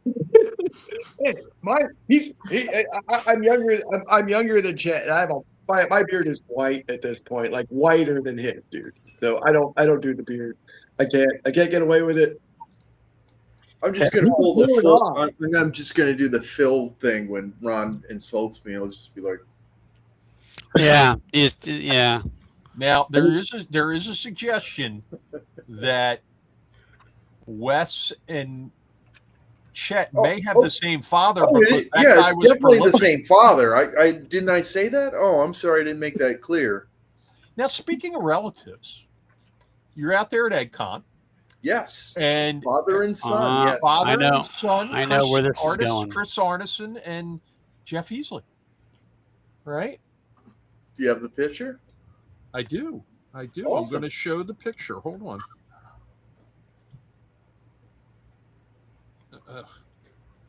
Hold on. Why? Yeah, if any of you out there didn't realize, a lot of people will ask Chris Arneson, is Dave Arneson a relative? Are you related to him? And of course he's not. It's just the same last name. And then the secret came out that Jeff, and when he was a little bit younger, famous artist, playing around a little bit, he had a son, and Chris's mom never told him who the father was. And then when Chris started getting into D&D and then doing art for D&D, his mom finally told him who his father was. Is that a true story? It is true, yes. And they were already friends. I'm sorry, what's that? Did Jeff know it? So Jeff never said yes or no that he knew it, but yeah. So Chris found out, and it's a little bit of a running joke, but it's true. Holy shit! Amazing. Well, you see them side by side, you can really see it. Wow. There it is. Same head, everything. Look at him. He's admiring his father's work. That's incredible. Yeah. And they always have a booth right next to each other. Now, just so we look at this Easley artwork going to the page auction, there it is there.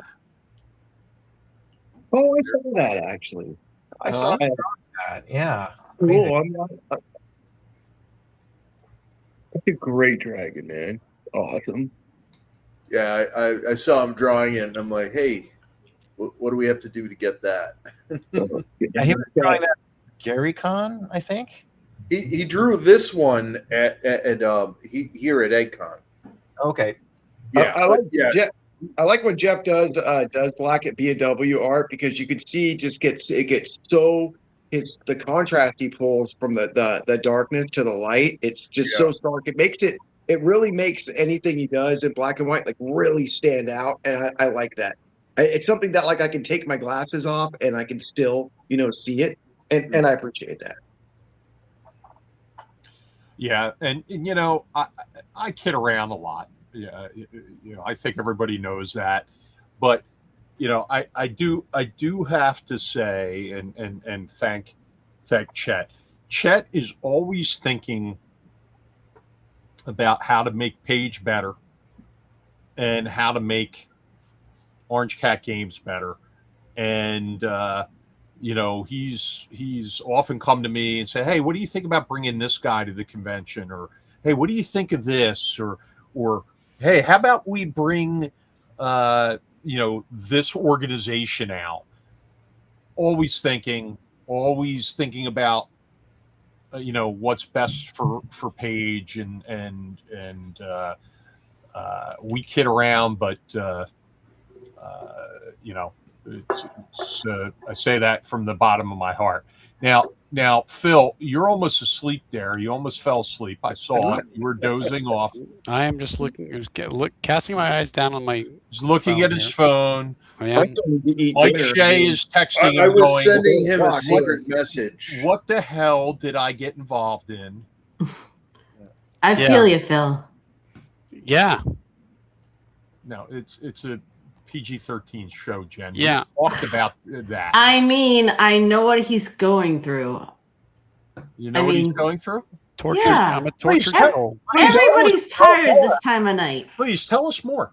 Please. Everybody's tired this time of night. Jen, do you have any more complaints you want to put out there? About the length of the show. How about you? How about attacking the quality of Page merchandise? You want to join in with Phil on that? Dude, like that? Oh, I think you do very good merchandise. Yeah, thank you. Especially your dice and your plushies. Oh yeah, that logo's fucking awesome. Little shout out to Matt Roberts, who's apparently pretty drunk, sending me messages. I just asked him to start watching our live stream. So. Oh my God! So we're going to have two drunk Matts on here. We're going to have Archibald and Roberts. Is that what you're saying? Oh my goodness! So hey, it's Friday night. Why not? I mean, Jen's drunk, so why not everybody else? I mean, I get drunk on one shot, so whatever. Well, DJ, we know you're constantly drinking, just so you can maintain that medium. Of course. Right. Oh my goodness! So, somewhere around, I have the original Page concept art that I did. I'm looking for it right now. So talk amongst yourselves. Talk amongst yourselves. I'll show off a thing. Let the call back. Talk amongst yourselves. I'm going to put a link to this in the chat. That is true, Troy. DJ's bottle is almost empty. Is it? Oh, there's plenty to go. By the time it's empty, that'll be the end of the show. That's right. Ron, can you approve a screen share? I can but it's not coming. It hasn't come up yet. It hasn't. That's true. Ron is a 10th tier artist. You should have been like, oh, young Padawan. You could have, There it is. Been back, man. So I just put a link in the chat to that. So I don't know if all the people know the art. I've seen this. This is cool, man. Is this the thing that's like every RPG that poster? This is every D&D product that TSR ever published. The TSR one, I saw like that. They've done a few of these. A few companies have produced like posters that show all the different spheres. I don't know. This is cool, dude. And a picture of all of them. That's rad, dude. Put Is a link this to that. from the ACM or something, or is this something that you produced? I made this. That's rad, dude. Oh, You should do a wow. poster, man. That's awesome. Yeah, it's every D&D product ever published by TSR, starting pre-1974 with Chainmail, and then the 3 Little Brown Books. It's got rows for each of the campaign settings, so you can see when I made this. Yeah. I didn't know that Ravenloft came out before Dragonlance, for example. Yeah. Laura and Tracy Hickman. That was the I series. I remember seeing that before the Dragonlance novels came out. And I didn't know Ravenloft was before Oriental Adventures either. Yeah, That's right. I didn't know the Odyssey series was something that existed. So here's some like late TSR stuff. Coast was a campaign setting that I think a lot of people have never even heard of. Birthright, which I think Ed Stark was the lead of, right? This is Uh-oh. You're going to get Archibald all excited now. Archibald's going to go nuts. Wasn't that Rich Baker? We were playing Ravenloft for the most part. Baker? I think Rich Baker was the lead on It's that. Rich Baker. It was Rich Baker. I saw Archibald almost like lose himself at page 2 when he was meeting Rich Baker. Amazing. So the first 3 rows are like the core book. And by the way, I just put the link to this in the chat. I'll post it again. Here it is. Oh, excellent. I'm going to grab that. And I made this for 2 reasons. One, it's kind of tied into the origin of Page itself. So there's a couple of like Facebook RPG auction groups that Ron and I are members of. And when like kind of the early days, people were like, well, why don't we are buying and selling stuff to each other? Why don't we get together and play some games? And so I was collecting a ton, and I was looking at these like lists online. I had a spreadsheet and shit, but it was really hard to wrap my head around. Like, I'm trying to buy all of these books, like really. I maybe have a quarter of them or something like that, and I know Ron's got a crazy collection. So what is this in? What program did you use to make this? This is called Prezi. Okay. And what's the resolution? Like 1,000 DPI? It is intense. Yeah, it is fucking crazy. So it is. I've scraped all the cover art from RPG Archive on the website. So in the bottom left, there's credits here. Oh, okay. Like all the sources. Good for you on that too. Yeah. And then, but yeah. So it's basically intended to be Prezi. It's supposed to be a PowerPoint like kind of place. If I like step through the arrows, it takes you through a little like history lesson of D&D. Yeah. Here's the early Judges Guild stuff and the cool books, the Greyhawk thing, and then there's like strategic review. So if you just like arrow through it, it'll take you through kind of like a little D&D history. Here's the earliest D&D like video games and endless quest books. Oh, sweet, yeah. I have a question. Are you going to like produce this as like a PDF database for some people to download, or are you going to like what are you just doing this just for the love of it, or are you going to do something with it? Just for the love of it, honestly. That's rad, dude. I respect that so much, dude. Yeah, I'm not making any money off of this. I just like I care, and like there's even a bunch of like stupid encoded stuff. Like for each lane, there's the height is signifying something. If it's a like source book or a module, it's higher or lower. The novels as they came out are in a different lane. Like, do you have any of the video games and stuff? Yeah, all of the video games are in here. Oh, okay. Yeah, all right. Awesome. Yeah, there you go. This is rad, dude. It'd be really cool. The first ever D&D video game was that, which I have sitting to my left. I could probably reach over and grab it. Here's the Intellivision, like Dungeon for Apple II back in the day. Yeah, that cover inspired me so much. Oh, yeah. Hey, I got a question, Dave. DJ, why up in all your tabs do I see Pornhub? Okay, well, that's because just before this podcast, It's not just Pornhub too. I've got several. Anyway, you'll know you'll notice this gradient right here, this line. Yeah. So this is where we are at in my Saturday game. If anyone cares to watch early live streams or actual plays, I stream my games on YouTube and Twitch. And so that's part of why I made this, was to essentially, we've been stepping through time. So every set we started it, we did a chainmail match, and then we did 2 years of OD&D using the 1974 rules. And we're basically stepping through each month, and I hand out whatever book was there. So here we are right now at 1985, January came out. So 1985. Yeah. So many of these adventures got dumped for pennies on the dollar to KB Toy and Hobby. Yes. Yeah. Yes. That's 85 is when I started playing D&D, and I would go to KB, and there'd be so many D&D modules for like nothing. They were 99 cents. Yeah. Yeah. Yeah, I could picture you, Phil, in there with your broken cast on your finger after your sister kicked your ass.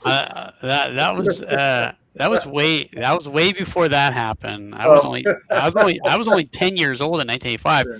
I started grabbing stuff there because it was like it wasn't expensive. My parents were like, "Oh, this stuff is cheap."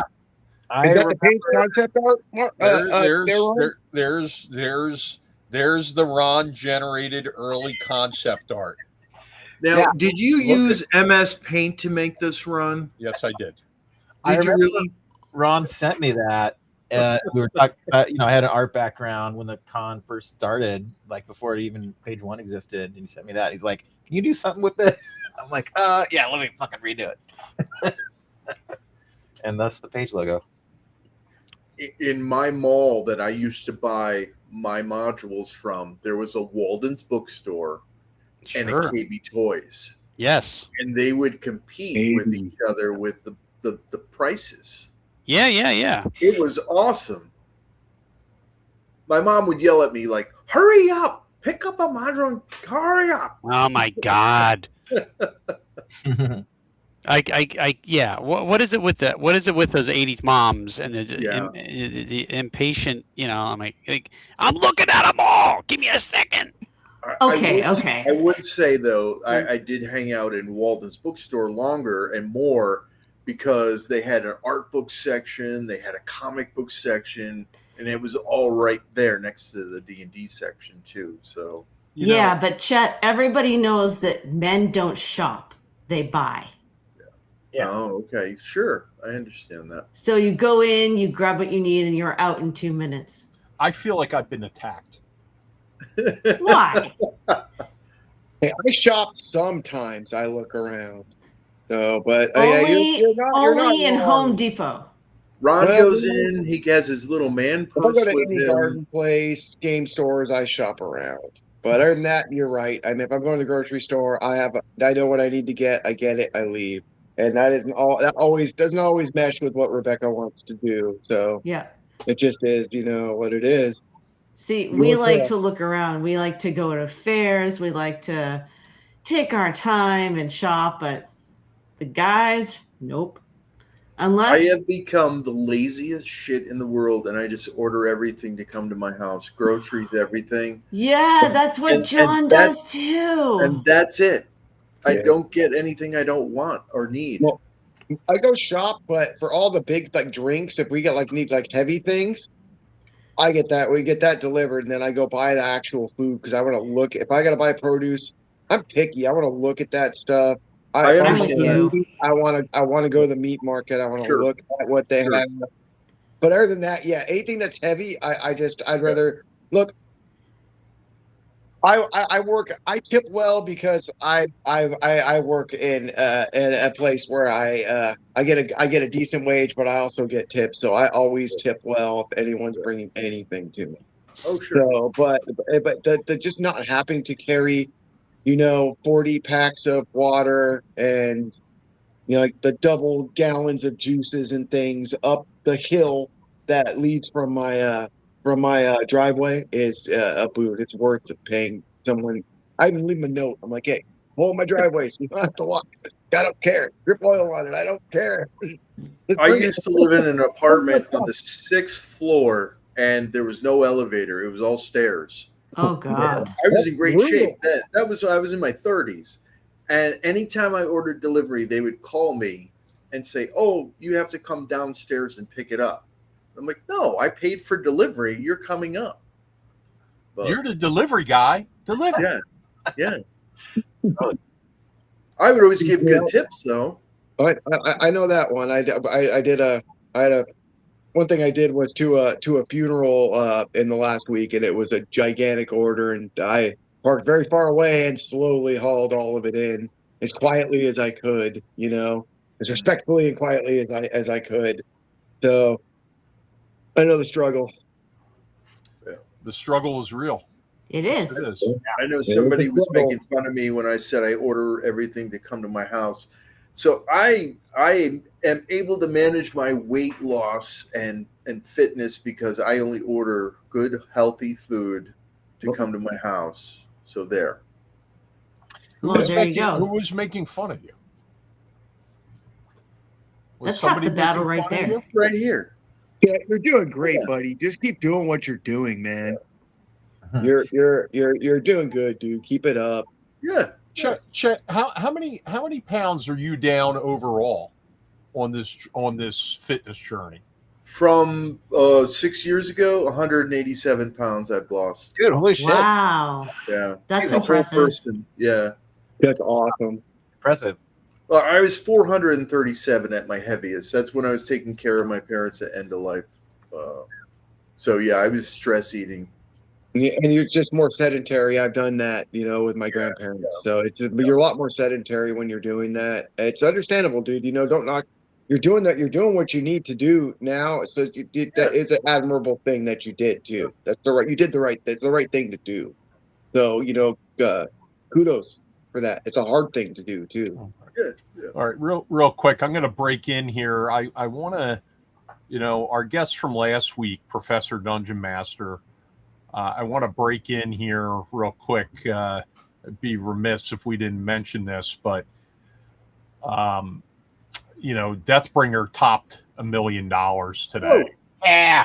Oh. We've got Roll for Combat in the chat who made this with him. Isn't it up to 1.5 million almost? No, it's at 1.02 million, Jen. Well, massive for it'll a get there. RPG. So that's good, man. Congratulations. Hell yeah. Well, you know what, Dan's worked extremely hard building his brand and his channel, and this is a testament to that. So, and he's been in every page since its inception. Well, I listen.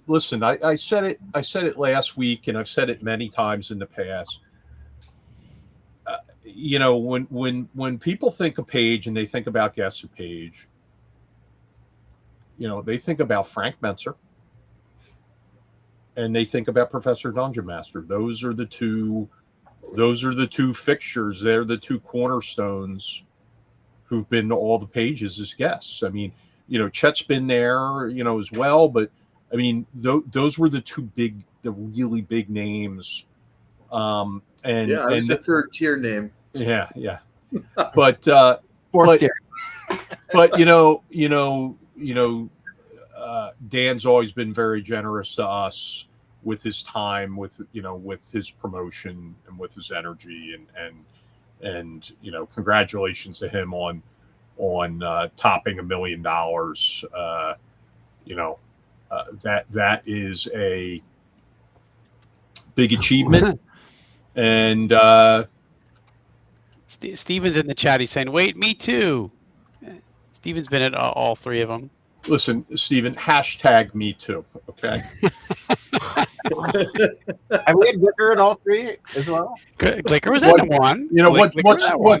What's next, Steven? You're going to say Brandon Gillum had something to do with it too? Come on.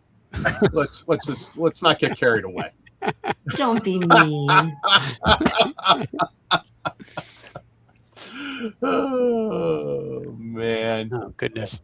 Listen, You know what? We should bring Steven on here.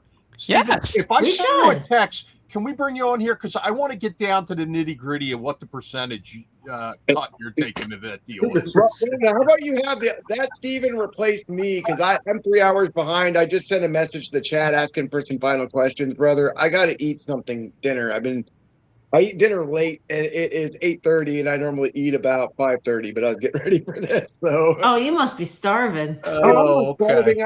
My father's in town, and he brought me some delicious fish tacos with his cousin earlier, so I got to eat a little bit of lunch. But yeah, I need to go eat some salad or. Don't worry, Steven. Most of our guests try to get off early because Ron's jokes and stuff like that. So yeah. Dude, I can talk to Ron for hours, and I have. I literally have. Yeah. So that isn't why, but yeah, I mean, I do need to eat some food. Wait. Hold on. We've got Steven taking credit. I was the one who convinced Professor to go in the first place. To what? Page 1? And he lives nearby. That doesn't hurt. If I lived in Philly, I would be. Now it's all coming. Now it's all coming out. Yeah. You know, when the alcohol starts pouring in on Fridays, the truth starts coming out. Well, did you hear about the Deathbringer scandal? Yeah. Well, Professor wrote the initial rules, and I did everything else. You know, there's like a clip function That's fighting words for the system we use. And I guarantee it's going to pull this section and say user claims to right Deathbringer. User claims credit for Deathbringer. But you know what, Steven? You know, it shouldn't be lost on anybody that, you know, Roll for Combat has built up a massive following of people. And you know, all the great Kickstarter work you've done on the Battle Zoo products and behind the scenes on Pathfinder products. I mean, you know, listen, things don't happen by accident, and I'm glad you were able to help Dan not have to be on a fixed income now that he's retired from being a teacher. It's true.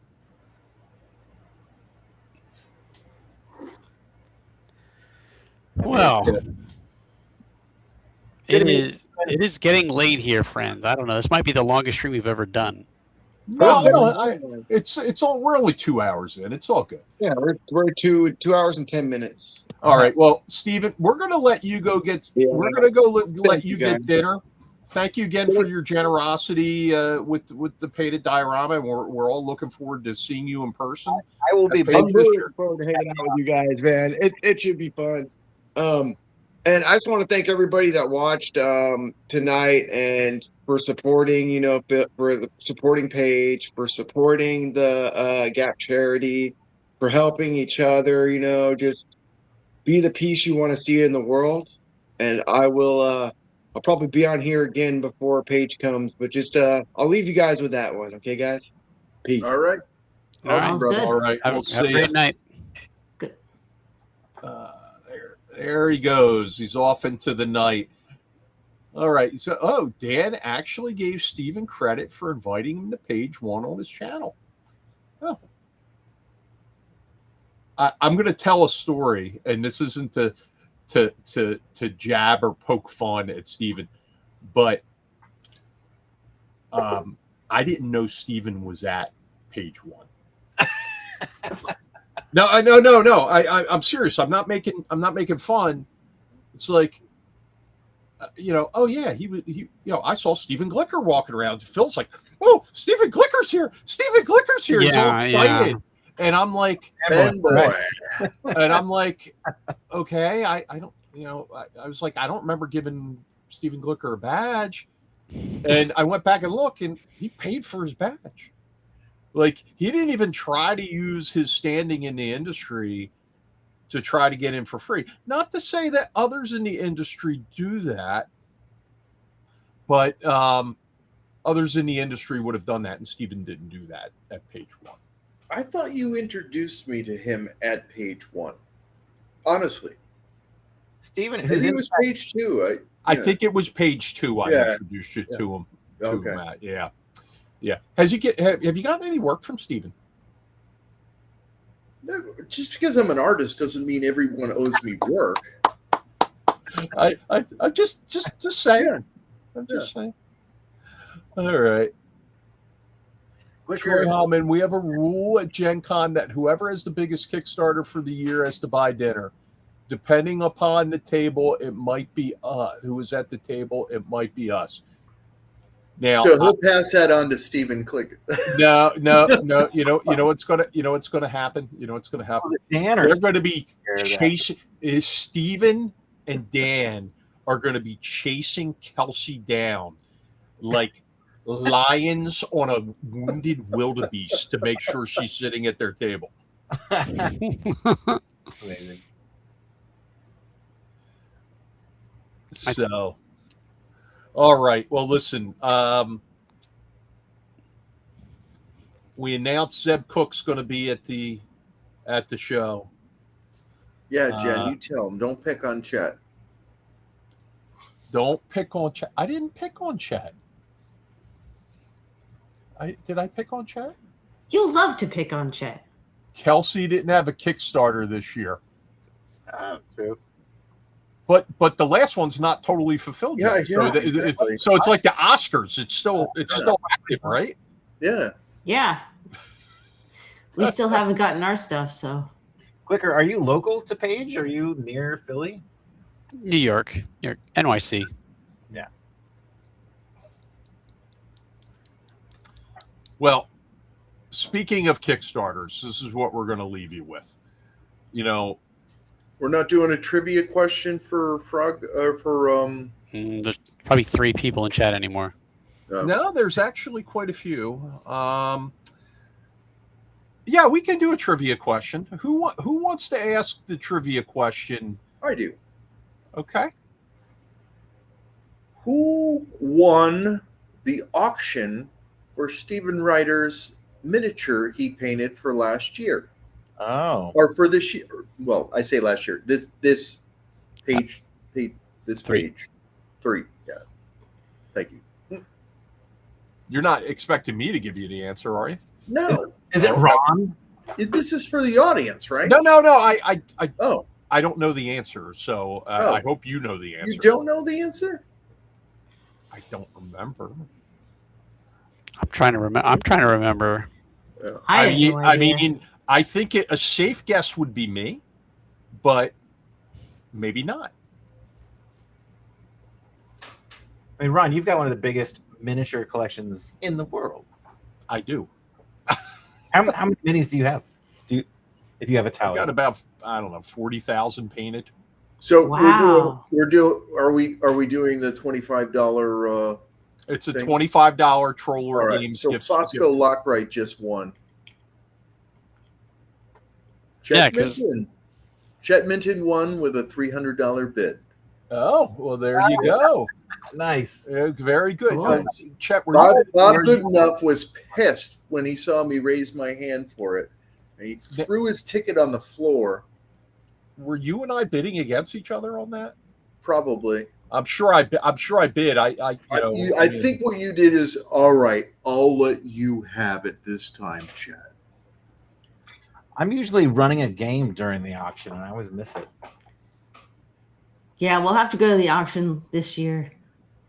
Well, this last one was 5 hours long. I had like fallen asleep.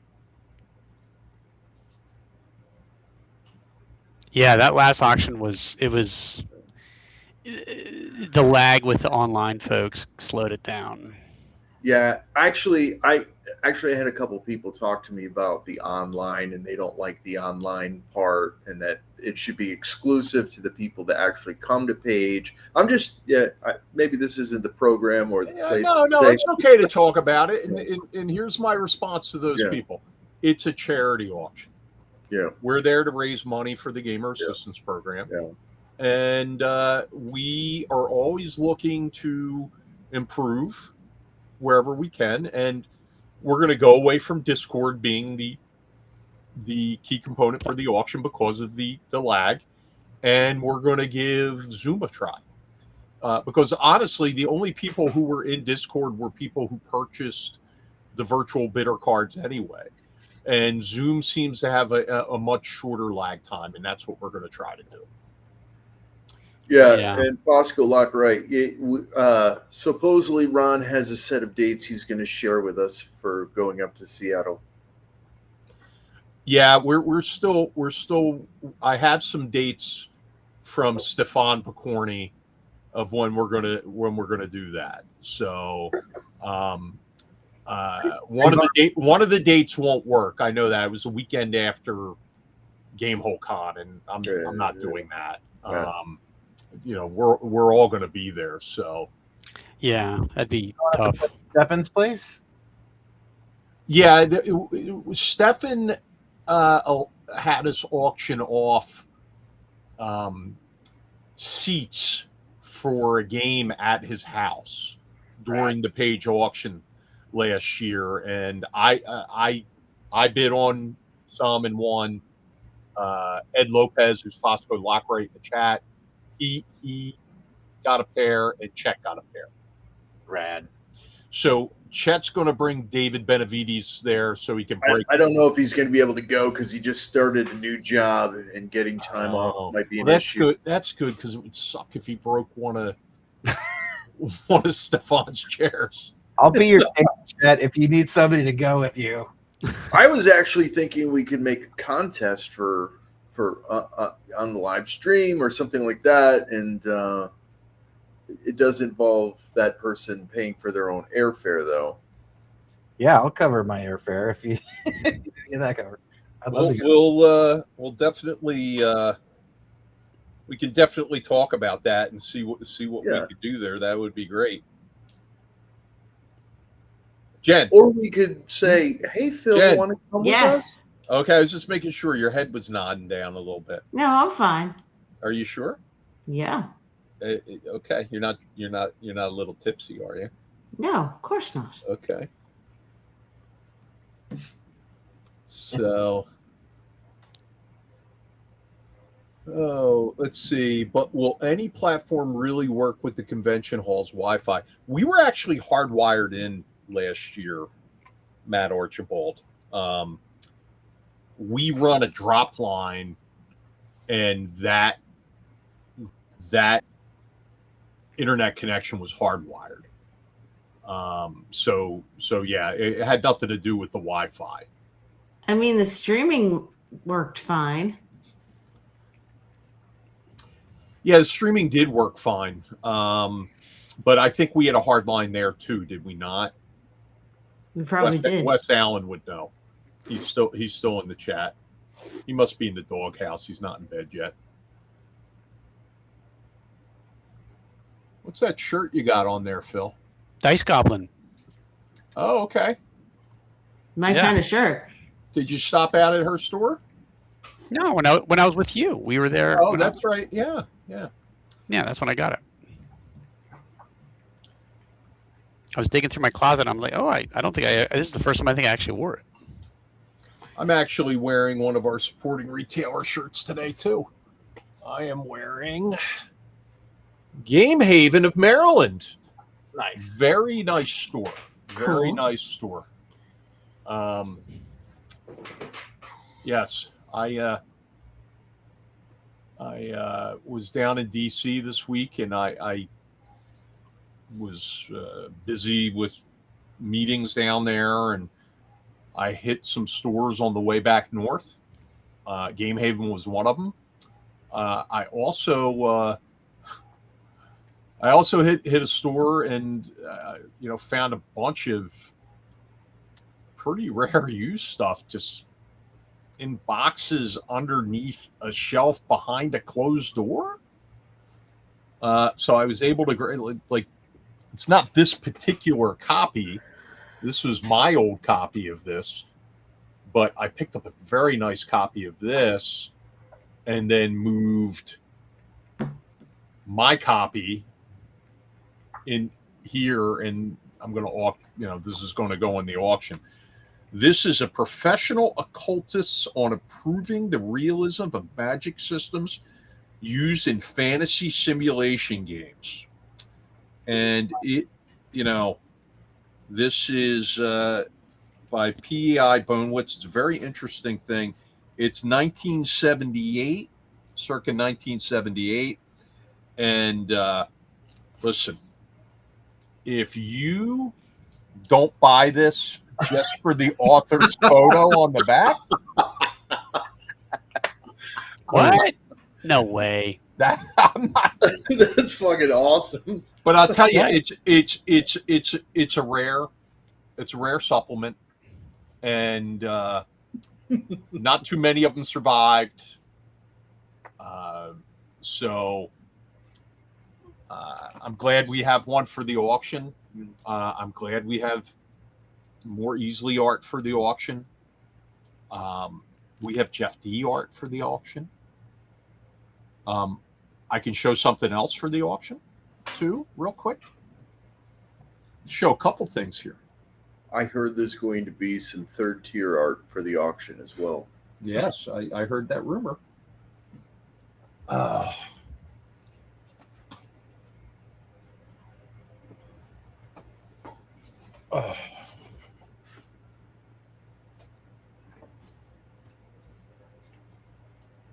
Okay.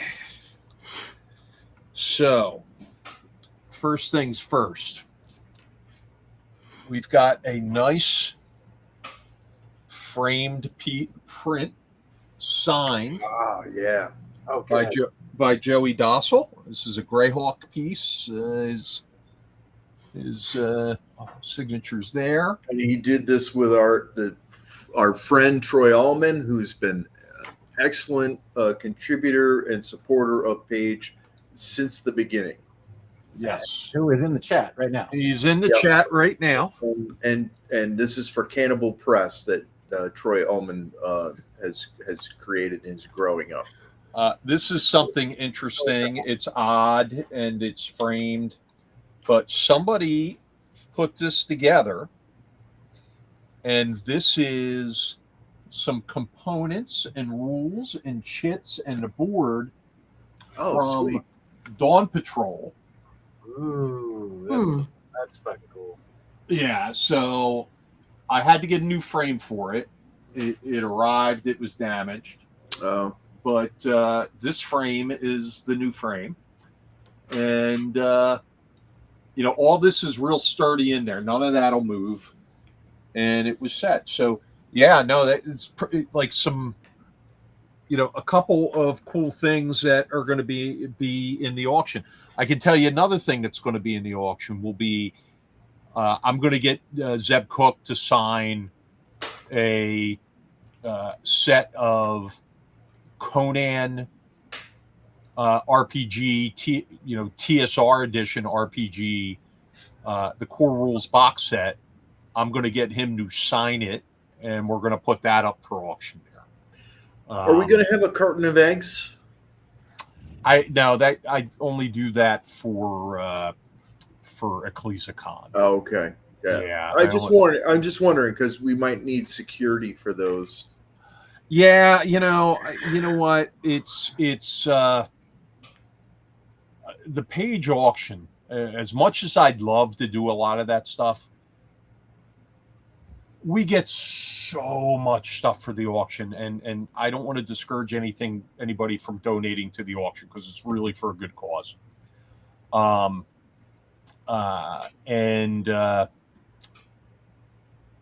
When I really look at it, we're going to have to do an auction store this year. You heard me mention earlier about all the great stuff that Mike Shea donated to us. Not all of it made the auction last year. I have it here in the Page auction, in the Page office, to go back to the auction this year. And we're going to have an auction store where we just put stuff in the auction store at an anticipated price, similar to what they do at say, a Gen Con, and where people can just go buy it, and we'll put that money right into the Gamer Assistance Program so we can continue to help people in their time of need. In fact, We spent some gamer assistance program money very recently for somebody out at EdCon who was, having some difficulty. So we were able to help somebody. A couple other things going into the auction at Page, and I gotta see if I can find this behind me somewhere in here. Or you know what? Actually, I think it might be somewhere else. But I've got a couple of slabbed adventures here behind me.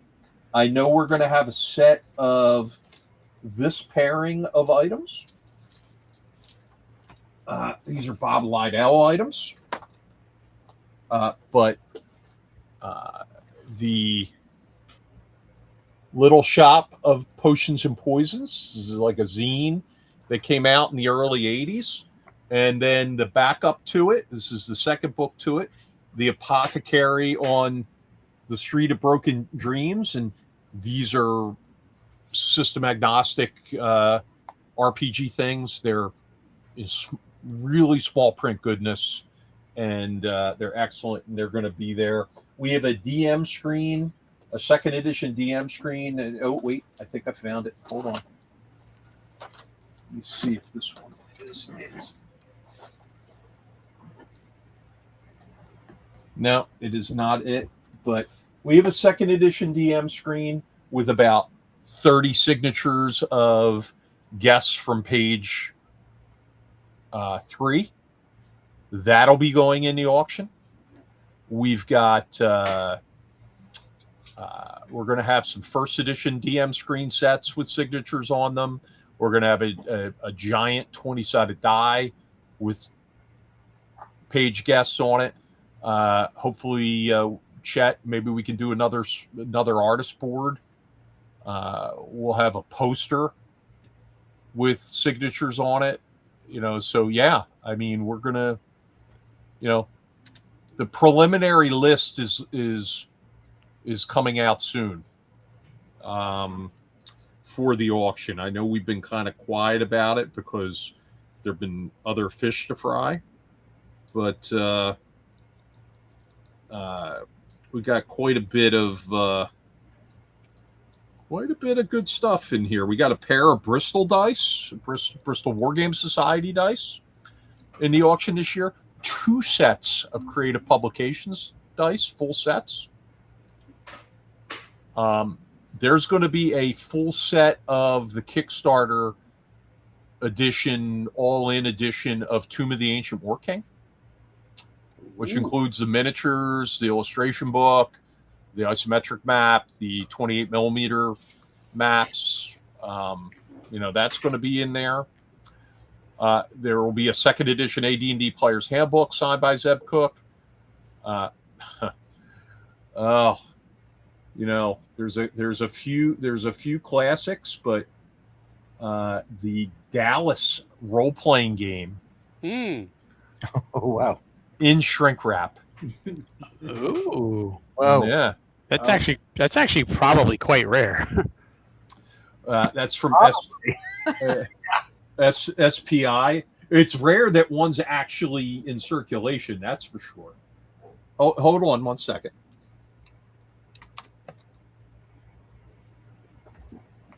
Oh, while we've been sitting here, one of my collecting Holy Grails is up on Noble Knight right now. Oh yeah. Yeah. Oh, look at that! Look at that! Damn. In shrink, no less. Cool. Yeah.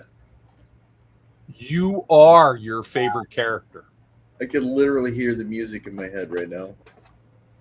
So chances are this might lead off the auction, the Dallas role-playing game. There's a lot of good. There's a lot of goodness in this auction so far, and it's still very, very early. We have a set of crocheted polyhedral dice. You could throw That's it. awesome. Oh, wait a minute. Wonder how they roll. Yeah. that were Gary Gygax's Oh shit! dice. What? Really? Wow.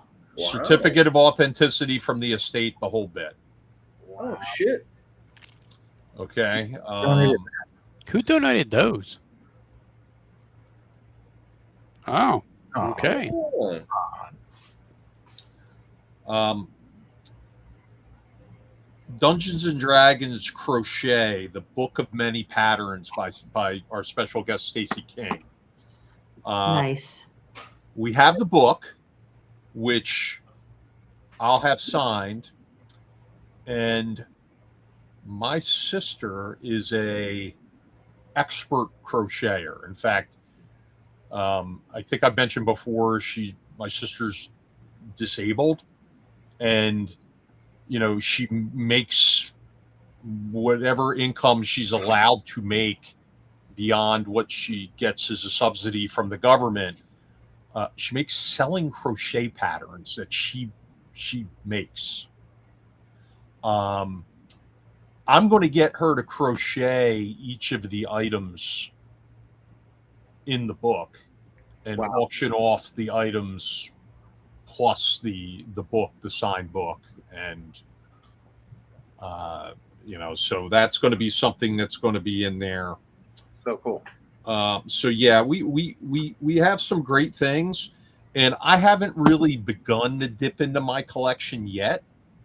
I can tell you there's a good chance that we're going to have every set of page specific dice to date as a group in an auction. So, the page 1, page 2, page 3, and page 4 dice will be there.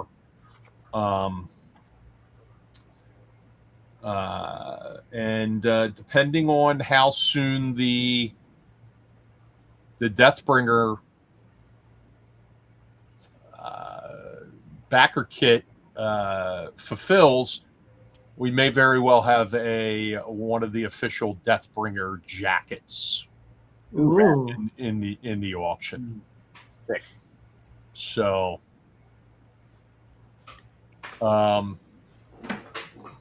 yeah. So we have Troy Allman. Troy Allman reminds me we're going to have a set of Lakofka archive modules in the auction as well. What does that mean, an archive module? We'll have Troy explain it, but Troy has had access to Len Lakofka's unpublished adventures through the estate, maybe through his widow, or I'm sorry, not through the widow, through the family, and they've been publishing them and getting them out into the public. Wow. So there's a full set of those. I think I'm sure we can count on Chris Clark to bring some of his old school goodness to the show again. Joey, I'm sorry, not Joey. Carlos Lissing. Lysing. He donated quite a bit last year. I would imagine we'll see the same this year. And I know we're going to be getting some good stuff from Kelsey Dion again, and we're going to have some gaming experiences as well that will be put on the block. Plus much more. Every week we'll reveal some new things that come in. Hell yeah. Sounds great, Ron. All right. Does anybody have anything else? Does anybody from the crowd have any questions for any of us or for DJ before we close out for the night? Because look at Phil. Look at poor Phil. Dang. I'll just pimp my social if you guys don't mind. Yeah, go ahead. Going right on. If anyone wants to tune into my live streamed 1E game, we're we're stepping through every TSR module in publishing order. We are 3 years in. We are at D1. We just started Descent into the Depths of the Earth. You check us out on Twitch at undertone_DJ. You check the YouTube videos posted later at YouTube at undertone_DJ. And a bunch of other stuff going on too. I've started a video game indie studio, unannounced stuff there yet. I've started a D&D publishing company to publish books. Nothing to announce there yet, but coming soon. And my day job, we're doing a Star Wars game, Diablo 4, and Borderlands 4. So yeah, I have too much shit going on. Wow, you seem really busy. Yeah. It's good to be busy, though, right? Good to be busy in this fucking economy. Yeah. I don't know. I don't think so. Well, you always have plenty of work, Chet. I know. That's why I don't want to be busy anymore.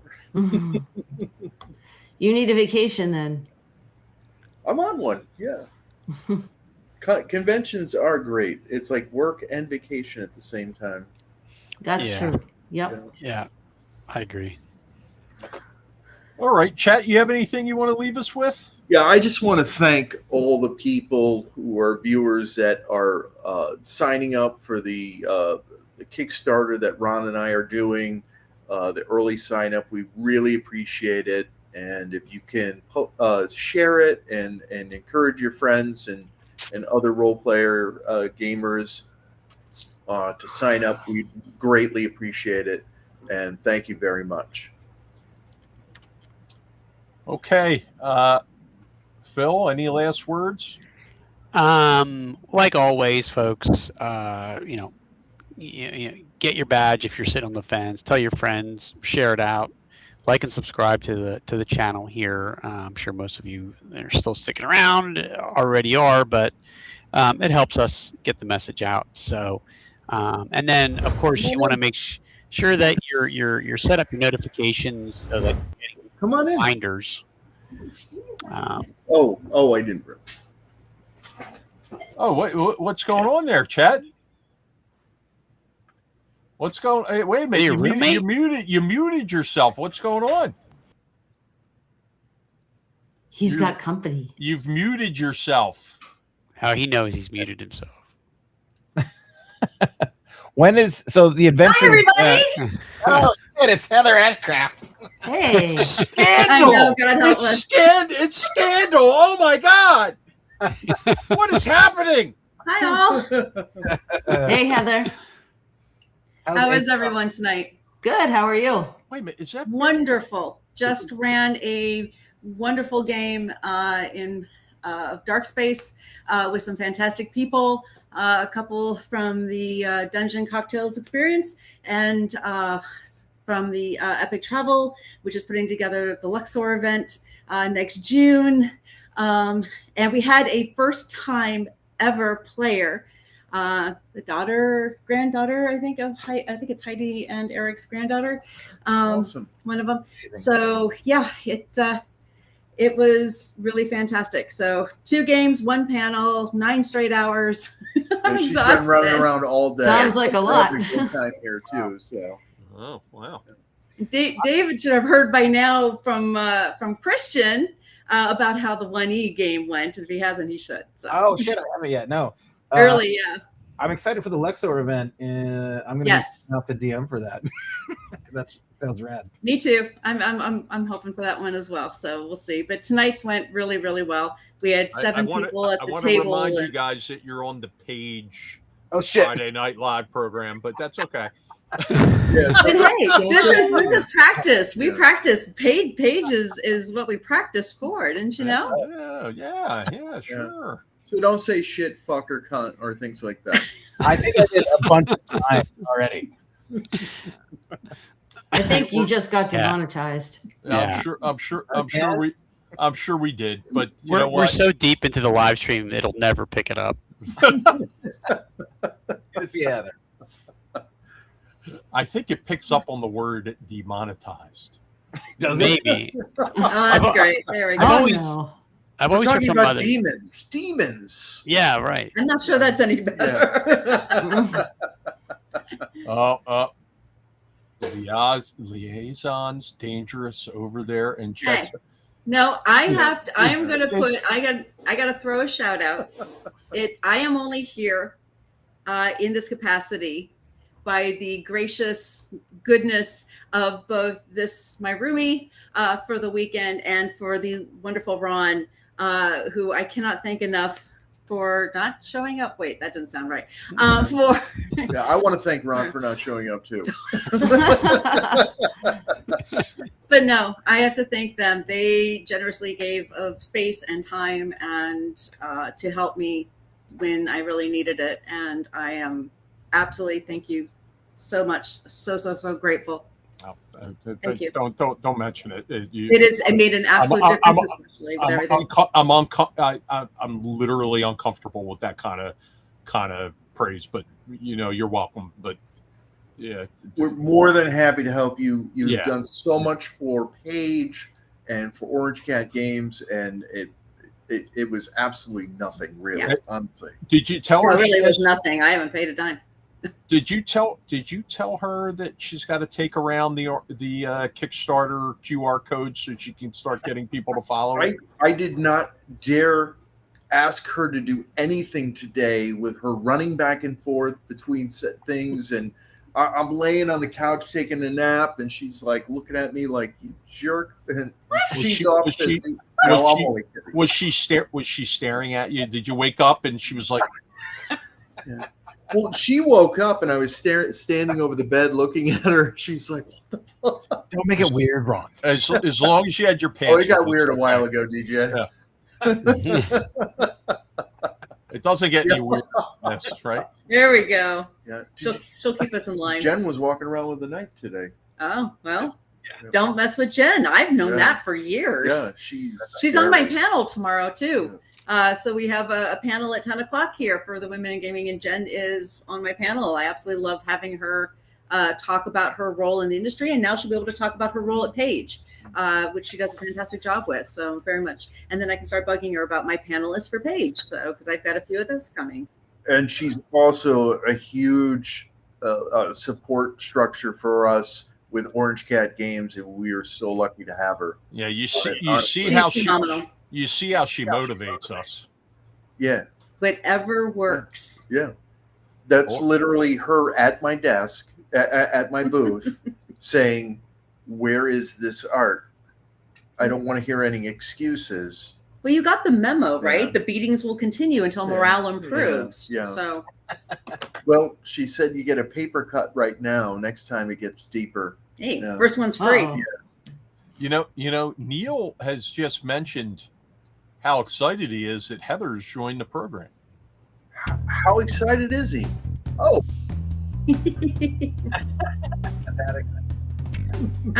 We love Neil. We love Neil so much. Neil is awesome. Yeah, we love Neil. He is great. There's going to be so many cool guests and so many games and vendors and so much going on. It's crazy. We've heard a lot of fantastic responses from people who are looking forward to coming. A number of people who are returning that are here this weekend. So yeah, there's a lot of excitement going forward into January, which is saying something because most times in January, all we want to do is hide in away from the snow. Yeah. So yeah, I really regret that I wasn't able to make it out there as planned. So, yeah, a lot of people were asking for you. You are missed out here. Yeah. But yeah, work can trump things, unfortunately. Yeah, no, it definitely does. When the head of the United Brotherhood of Carpenters says, "Ron, you got to go do this," and then you got to go do it. So, yeah. Just quickly before we head out for the night, just in case you haven't heard, Chet and I have a Kickstarter. Yeah, you do. Yeah, you do. That's okay. No. I'm just coming in.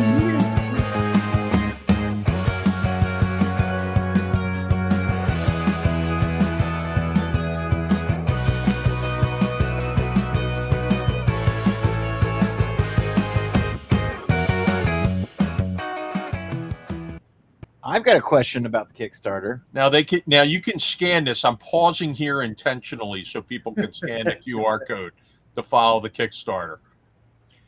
So I am at the Kickstarter right now, and you can save it. Do you guys have a date? When does it launch? It launches Tuesday. Tuesday. Amazing. It launches Tuesday and will be fulfilled. We will start fulfilling exactly 1 week after it closes out. So Kickstarter is going to run for 30 days. Oh, wow. Yeah, the product's already here. So product's already done. It's here. Some of the add-ons, they're already here. So hopefully everybody will take a little time to support it. But all right, Jen. Okay. You want to take us out? Yep. All right. Well, everyone, thank you so much for coming. And don't miss Ron. He will be on my channel this coming Tuesday at 7:30 EST. So come on over. We'll be discussing his Kickstarter, which is launching on 10 o'clock on Tuesday. There is a launch party, if I'm not mistaken, Ron, right? Yeah, live launch party on YouTube and Facebook. So go do that.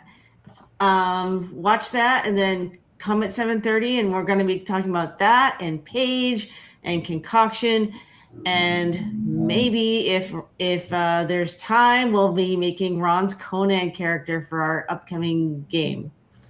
Ooh. So lots of fun stuff coming up. Don't miss it if you can. Are you going to be drunk on that show too? Of course. Always. You know me, Best Jet. way to live stream is with the Exactly. Boy, I got my coffee, I got my I feel- water, and I have my booze. What more can I need? you know what? You know what else? We need scandal, and we got it. Good night, everybody. Good night. Bye-bye.